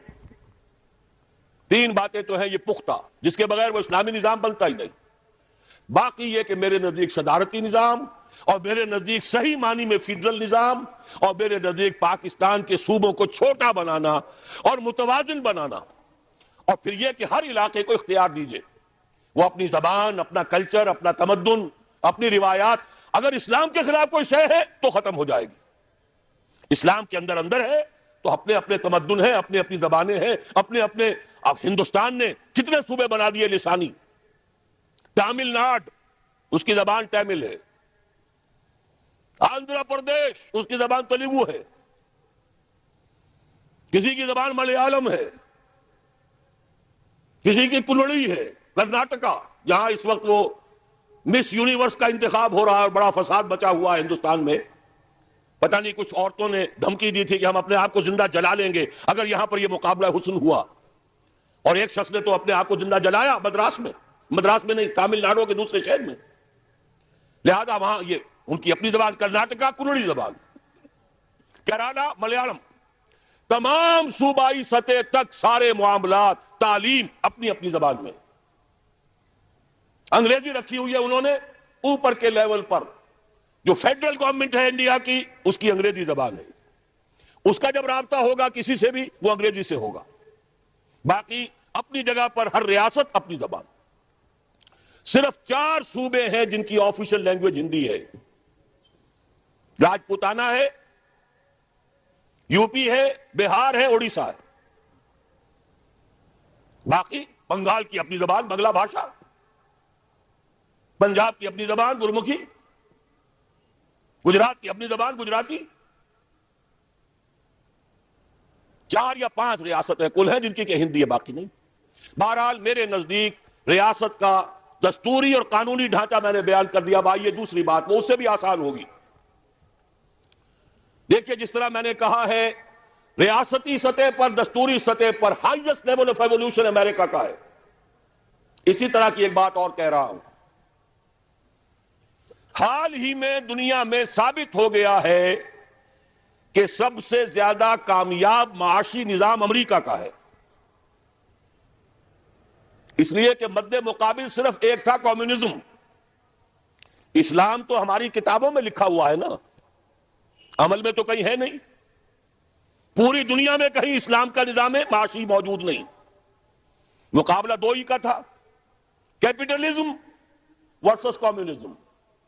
جب کمیونزم مر گیا تو بڑے ڈنکے بجائے گئے ویسٹ میں، ثابت ہو گیا ہمارا نظام سب سے اعلیٰ ہے۔ ایک بہت بڑا دانشور فوکویاما، اس نے کتاب لکھی اینڈ آف ہسٹری، ثابت ہو گیا ہے کہ ہم ارتقاء کی آخری منزل تک پہنچ چکے ہیں، تاریخ انسانی کی سب سے اونچی منزل وہ ہے جہاں ہم کھڑے ہیں، ہمارا سیکولر کیپٹلسٹک سسٹم ہی بہترین ہے، ثابت ہو گیا ہے کمیونزم کی موت کے بعد۔ وجہ کیا ہے؟ کیپٹلزم کی لعنت کا جو رد عمل کمیونزم کی صورت میں دنیا میں آیا تھا، اس نے انسان کی جو سرشت ہے اس کو نہیں پہچانا۔ ایک شخص اگر یہ سمجھے کہ یہ دکان میری ہے تو جتنی محنت کرے گا وہ ایک ملازم کبھی نہیں کر سکتا۔ سینس آف اونرشپ، یہ کھیت میرا ہے، زیادہ محنت کروں گا زیادہ فصل ہوئے گی، مجھے ملے گی، زیادہ محنت کرے گا۔ اگر معلوم ہو کہ میرا نہیں ہے، مجھے تو ویج ملنی ہے، تو زیادہ محنت کیوں کرے گا؟ سیدھی سی بات ہے۔ اس کو آپ انسان کی کمزوری کہہ لیں، اسی لیے میں نے سرشت کا لفظ استعمال کیا، فطرت کا نہیں۔ فطرت جو ہے نفس، وہ انسان کی نیچر کے جو بہتر پہلو ہیں ان کے لیے، انسان کی نیچر کے جو کمتر پہلو ہیں ان کو ہم سرشت کہیں گے، خلقت کہیں گے۔ خلق الانسان ضعیفا، قرآن کہتا ہے خلقت انسان کی کمزوری والی ہے۔ ہاں فطرت اللہ التی فطر الناس علیہا، فطرت کا تعلق اللہ کے ساتھ ہے، فطرت کا تعلق روح کے ساتھ ہے، اور روح کیا ہے؟ قل الروح من امر ربی، تو انسان 2 چیزوں کا مجموعہ ہے۔ جو خلقت ہے ہماری، جو سرشت ہے، اس کی کمزوری یہ ہے میری دکان ہے تو میں زیادہ محنت کروں گا، اگر میں ملازم ہوں تو ٹھیک ہے 8 گھنٹے پورے ہوں گے، گھڑی دیکھ رہا ہوں گا، اب میرا ٹائم ختم ہو گیا مجھے جانا۔ کارخانہ میرا نہیں ہے، اگر بگڑ گئی ہے مشین بگڑی رہے، کل صبح آ کے 10 بجے دیکھوں گا، اور اگر معلوم ہو کارخانہ میرا ہے، اگر رات کو مشین ٹھیک نہ ہوئی تو کل کے مزدوروں کی دہاڑی مجھ پر پڑ جائے گی، رات بھر جاگے گا اور مشین درست کرے گا۔ یہ ہے کمزوری کہہ لیں، لیکن اس کمزوری کو نظر انداز کرنے کا نتیجہ کیا نکلا کہ ویٹ گروئنگ ایریا رشیا کا سب سے زیادہ، امریکہ کے مقابلے میں کئی گنا، لیکن امریکہ ویٹ ایکسپورٹ کرتا تھا، رشیا امپورٹ کرتا تھا۔ کیوں؟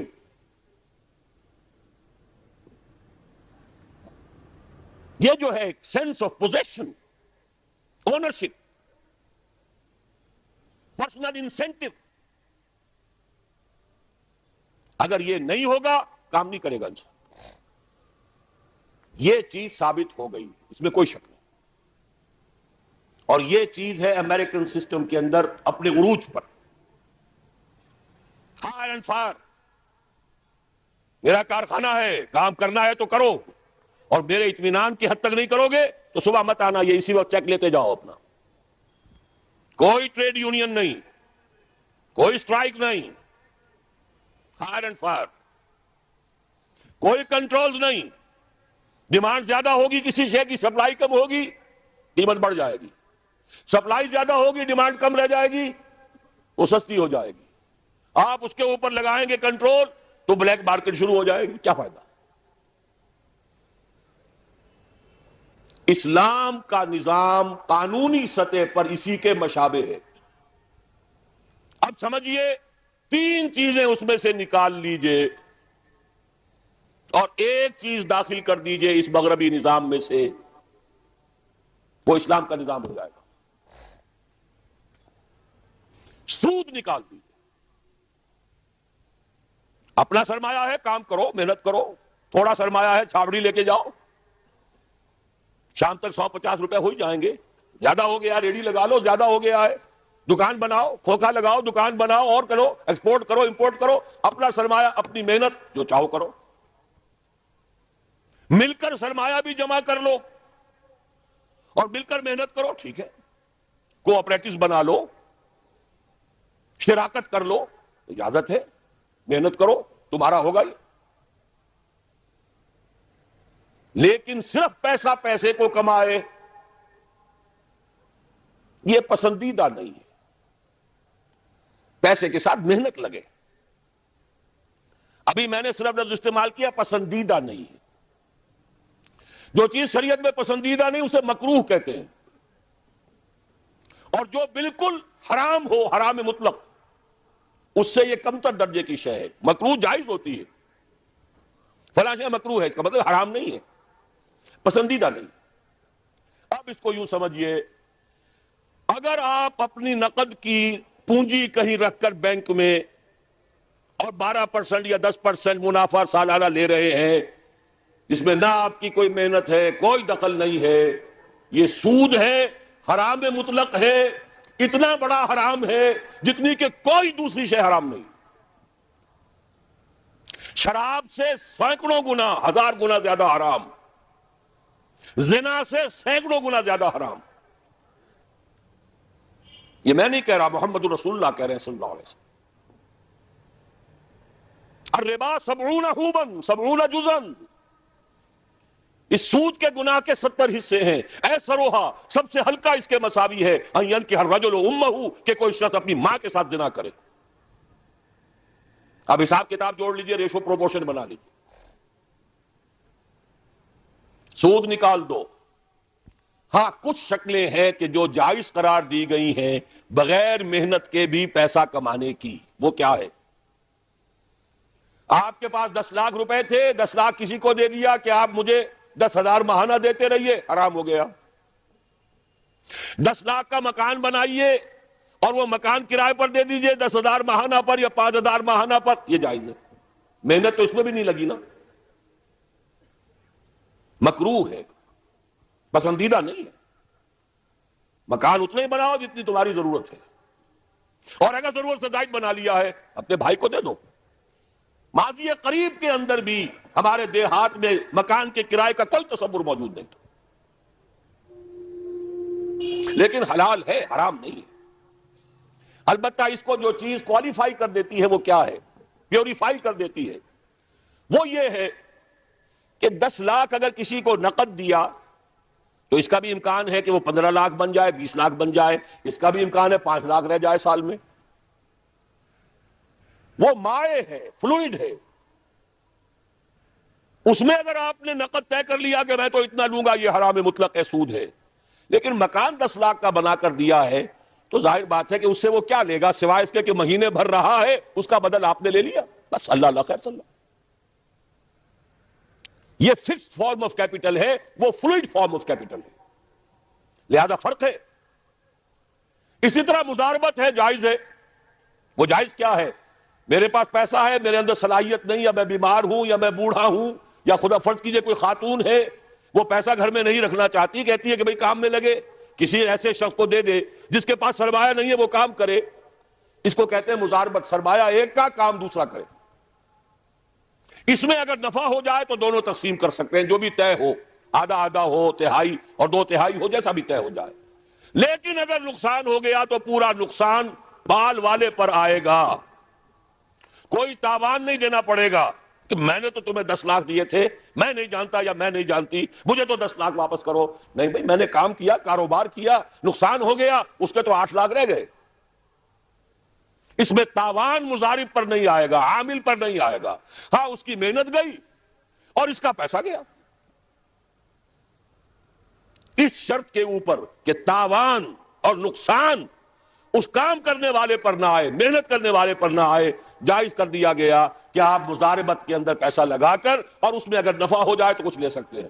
یہ دو شکلیں ہیں، جائز ہیں، پسندیدہ نہیں ہیں۔ باقی وہ شکل معین شرع سے نفعی نفع، نفعی نفع، یہ جیسے کہ میں عرض کر چکا ہوں، حرام مطلق، زنا سے سینکڑوں گنا زیادہ حرام، شراب سے لاکھوں گنا زیادہ حرام۔ ایک تو یہ نکال دیجئے امریکہ کے نظام میں سے، اگر یہ نکال دیں یہودیوں کی موت واقع ہو جائے گی۔ یہ جو فرنگ کی رگے جہاں پنجہ یہود میں، سود کی وجہ سے، پندہ سود کا ہے۔ دنیا کی سب سے بڑی مقروض حکومت یونائٹڈ اسٹیٹس آف امریکہ کی ہے۔ قرض خواہ کون ہے؟ یہودی بینکرز ہیں۔ اور امریکہ کی حکومت، جس کو عالمی اور سپرم اور سپریم طاقت کہا جاتا ہے، اس کی حکومت کو اپنی کرنسی پر اختیار نہیں ہے۔ Issue and control of currency is not in the hands of the government of United States of America. It is in the hand of the bank, which is owned by the Jews. دوسری شے کون سی نکالیں امریکی نظام میں سے؟ جوا۔ دیکھیے، چانس بھی ایک فیکٹر ہوتا ہے۔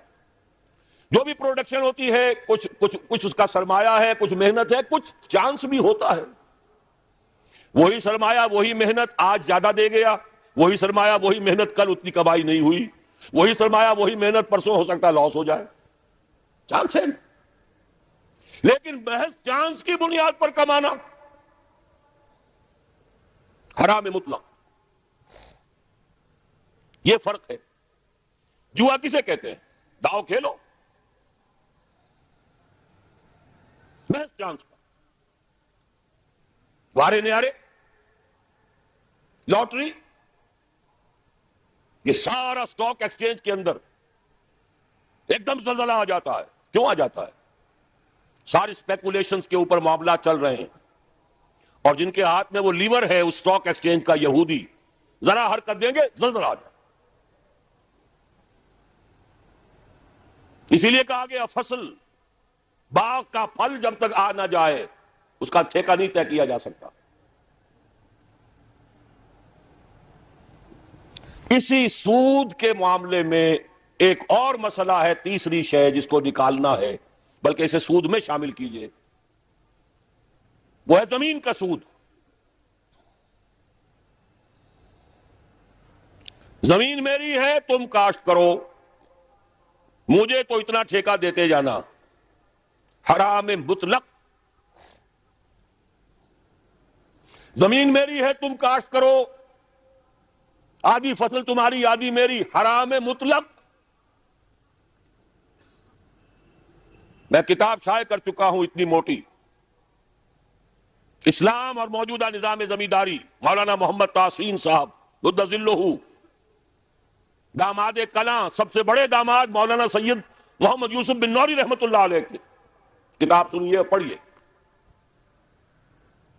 امام ابو حنیفہ کے نزدیک مزارعت حرام، حرام مطلق۔ امام مالک کے نزدیک حرام مطلق۔ امام شافعی کے نزدیک کھلے کھیت میں حرام مطلق، باغ کے تابع زمین میں ہو سکتی ہے مساقات کے تحت۔ ہاں، امام احمد بن حنبل نے جواز کا فتویٰ دیا، اور امام ابو حنیفہ کے 2 شاگردوں نے جواز کا فتویٰ دیا، قاضی ابو یوسف نے، امام محمد نے رحمہم اللہ۔ لیکن جو فقہ حنفی کہلاتی ہے وہ تو ہے امام ابو حنیفہ کے نام سے، وہ فقہ یوسفی تو نہیں ہے، قاضی ابو یوسف کی فقہ تو نہیں ہے، فقہ حنفی، امام ابو حنیفہ کا فتویٰ حرام مطلق، جس کی زمین ہے خود کاشت کرے یا اپنے کسی بھائی کو دے دے، متعدد احادیث اس کی ہے، لیکن جس بھائی کو دے دے گا اس سے پھر ایک دانہ بھی لینا اس کے لیے جائز نہیں۔ اس میں ایک سوال پیدا ہوتا ہے کہ مضاربت کیوں نہیں ہو سکتی؟ اس میں نوٹ کیجئے، مضاربت اس لیے نہیں ہو سکتی کہ یہاں وہ جو کیپٹل ہے وہ فکسڈ ہے، جیسے میں نے فرق بتایا مکان کے کرائے کا، وہاں کیپٹل فکسڈ ہے، فلوئڈ کیپٹل دیں گے کسی کو وہ بڑھ بھی سکتا ہے گھٹ بھی سکتا ہے، مکان جو آ کے کسی کو دیا وہ کیا لے گا؟ اس میں سے 1 مہینہ رہے گا، بس اس کا کرایہ لے لیجئے۔ زمین پر جو محنت کرے گا، مشقت کرے گا، پورے سال یا 6 مہینے لگائے گا، اگر فصل تباہ ہو گئی، زمین کا کیا بگڑا؟ زمین تو پھر اگلی فصل کے لیے تیار کھڑی ہے۔ بیڑا غرق کس کا ہوا؟ مزارع کا۔ ٹھیکہ دے دیا، فصل خراب ہو گئی، اولے پڑ گئے، کچھ اور ہو گیا، کس کا نقصان ہوا؟ فکس کیپٹل زمین تو موجود ہے جو کی تو اس کا کچھ بگڑتا نہیں، سارا جو نقصان ہوا، تباہی آئی، وہ محنت کار پہ آئی، لہذا مضاربت یہاں ممکن ہی نہیں۔ شراکت ہو سکتی ہے، 10 آدمی اپنی زمینیں جمع کر لیں اور مل جل کر کوآپریٹو بنا لیں تاکہ اس میں جو ہے وہ زرعی آلات بھی خرید سکے اور کام کر سکے، ٹھیک ہے، مل کر بانٹ لیجیے۔ شراکت ہو سکتی ہے، مضاربت کے پیرلل زمین میں ممکن نہیں ہے۔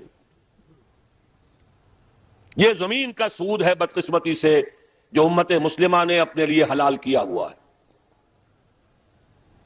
علامہ اقبال نے یوں ہی نہیں کہا، ابلیس کی زبان سے کہلوایا تھا، جانتا ہوں میں یہ امت حامل قرآن نہیں، ہے وہی سرمایہ داری بندہ مومن کا دین، جانتا ہوں میں کہ مشرق کی اندھیری رات میں بے ید بیضا ہے پیران حرم کی آستین۔ بہرحال موجودہ نظام میں سے جو کیپٹلسٹک نظام ہے، میری چھوٹی سی کتاب ہے، اس میں پڑھ لیجئے یہ چیزیں تفصیل سے، اسلام کا معاشی نظام۔ اس وقت تو میں خلافت کی بات کر رہا ہوں، پرسنل انسینٹو، پرائیویٹ اونرشپ، تمام چیزیں ٹھیک، بس حلال سے کماؤ، سود سے مت کماؤ، جوئے سے مت کماؤ، اور سود نہ نقد کا نہ زمین کا۔ نمبر 3، انسان کے سفلی جذبات کو مشتعل کر کے کمائی کا کوئی ذریعہ اختیار نہ کرو۔ مسکرات ہیں، شراب ہے اور تمام منشیات ہیں، بے حیائی ہے، فحاشی ہے۔ سکوٹر بھی بیچنا ہے تو عورت کو ساتھ بیچتے ہیں، عورت کی تصویر کو۔ سگریٹ ہے تو وہ عورت پی رہی ہے، یہ فحاشی۔ اور جو چیزیں ہیں میں مزید تفصیل میں نہیں جانا چاہتا، بے حیائی اور فحاشی کو فروغ دینے والی مسکرات اور منشیات، اس کو ذریعہ آمدنی نہ بناؤ۔ سود کو نکال دو، نقد کا سود بھی اور زمین کا سود بھی۔ جوا نکال دو جس شکل میں بھی ہو، فارورڈ ٹریڈنگ کی شکل میں ہو یا وہ لاٹری کی شکل میں ہو یا جو بھی شکل ہے اس کی۔ اور نمبر 3، انسان کے سفلی جذبات کو فحاشی اور عریانی کے ذریعے سے مشتعل کر کے اور ان کی جیبوں پر ڈاکہ بٹ ڈالو۔ 3 چیزیں نکال دو، ایک چیز شامل کر دو، اور وہ وہاں بھی شامل ہے، یہ بھی نوٹ کر لیجئے، نام بدلا ہوا ہے صرف، ہمارے ہاں اس کا نام زکوٰۃ ہے۔ جب پرسنل اونرشپ بھی ہے، پرائیویٹ انسینٹو بھی ہے، مقابلہ ہے، اوپن مارکیٹ ہے، کمپٹیشن ہے، ڈیمانڈ اینڈ سپلائی ہے، ہائر اینڈ فائر ہے، سب کچھ ہے، تو منطقی نتیجہ نکلے گا کچھ آگے نکل جائیں گے، کچھ پیچھے رہ جائیں گے، کچھ زیادہ محنت کریں گے آگے نکل جائیں گے، کچھ اتنی محنت نہیں کریں گے پیچھے رہ جائیں گے۔ کچھ کو زیادہ صلاحیت دی ہے اللہ نے، دور بینی ہے، دور اندیشی ہے، وہ آگے نکل جائیں گے، جن کے اندر اتنی صلاحیت نہیں پیچھے رہ جائیں گے۔ لیکن یہ آگے جانے والے اور پیچھے جانے والوں کی خلیج زیادہ وسیع نہیں ہونی چاہیے۔ ہیوز اور ہیو ناٹس، اگر اس کی خلیج بڑھ گئی تو کیا ہوگا؟ فساد ہوگا، بدامنی ہوگی، چوری ہوں گے، ڈاکے ہوں گے، وہ ہیو لوٹس جو ہے پیٹ چاک کریں گے، توڑ دی بندوں نے آقاؤں کے خیموں کی تناب، سب کچھ ہوگا نا۔ لہذا مغرب کے کیپٹلسٹک نظام نے بھی رکھا ہے ویلفیئر، جن کے بعد دولت زیادہ ٹیکس دو بھائی، اور ٹیکس کا ایک مصرف تو یہ بھی ہے کہ ہمیں دفاع پر خرچ کرنا ہے، ٹیکس کا مصرف یہ بھی ہے کہ ساری حکومت کے نظام کو چلانا ہے، اور ٹیکس کا ایک مصرف یہ بھی ہے کہ جو ہیو ناٹ پیچھے رہ گئے ہیں ان کی کفالت بھی کرنی ہے۔ ان ایمپلائمنٹ الاؤنس، دیکھیے یہ ان ایمپلائمنٹ الاؤنس وہ ہے جو مزدور کو سپورٹ کرتا ہے۔ ایک جو معاشی نظام ہے، سرمایہ دار کہتا ہے صاحب میرا کارخانہ ہے، میں تو اتنی ویج دوں گا، آپ کو کام کرنا ہے تو کیجئے۔ مزدور کو اگر یہ معلوم ہو کہ میں 4 دن کام نہیں کروں گا تو میرے بچے کو فاقہ آ جائے گا، کیا کرے وہ تو وہی ہوگا کہ میری تنخواہ بڑھا دیجئے، ورنہ کیا، ورنہ اسی تنخواہ پہ کام کروں گا، یہی ہوگا۔ مزدور ایکسپلائٹ ہو رہا ہے اس وجہ سے۔ ان ایمپلائمنٹ الاؤنس ہے، اگر تمہارے نزدیک تمہاری ویج، تمہاری مزدوری جتنی ہونی چاہیے تمہیں نہیں مل رہی، یا تمہارے ذوق اور تمہاری اپنی پسند کے مطابق جاب نہیں مل رہا، مت کام کرو، تمہارے بچے کو فاقہ نہیں آنے دیں گے، اتنے پاؤنڈ ہفتے کے تمہیں ملتے رہیں گے، سبسسٹنس لیول کے اوپر برقرار رہو گے۔ اب مزدور پاؤنڈ جما کے بات کرے گا کہ نہیں؟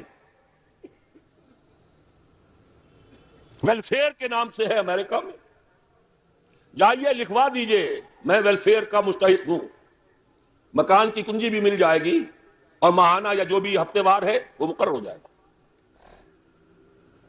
ہوگا وہ کم سبسسٹنس لیول کے اوپر، عیاشی تو نہیں ہو سکتی اس میں، بنیادی ضروریات تمہاری پوری ہو جائے گی، تمہاری خوراک، تمہاری غذا، تمہارے سر پر چھت، یہ فراہم ہو جائے گا۔ یہ ہے وہ نظام جو آج ان کو سوجا ہے، اور ہمارے دین میں زکوٰۃ کے نام سے 1400 برس قبل تُؤْخَذُ مِنْ أَغْنِيَائِهِمْ تُرَدُّ إِلَىٰ فُقَرَائِهِمْ، جو ایک حد سے آگے نکل گئے وہ ڈونرز ہیں۔ تم اتنے اچھے حالت میں آ گئے ہو، 7 تولے سونا گھر میں رکھا ہوا ہے، لاؤ 2.5%، 52 تولے چاندی لاؤ 2.5%، اتنے اونٹیں لاؤ اتنے نکال دو، اتنی بکریاں لاؤ اتنے نکال دو۔ اغنیا سے لینا ہے، اور یہ آربیٹریری نہیں ہے کہ فقیر کون ہے، غریب کون ہے، امیر کون ہے، ایک لائن کھینچ دیے، 7 تولے سونا ہے ادھر نہیں ہے ادھر، یہ نہیں ہے کہ فاقہ ہی مر رہا ہو تو اسے زکوٰۃ ملے گی، جو نصاب سے نیچے ہے وہ زکوٰۃ کا مستحق ہے۔ تُؤْخَذُ مِنْ أَغْنِيَائِهِمْ تُرَدُّ إِلَىٰ فُقَرَائِهِمْ۔ السلام علیکم سامعین، ڈاکٹر اسرار احمد صاحب کے مزید بیانات سننے کے لیے ہمارے چینل صدائے ایمان کو سبسکرائب کیجیے۔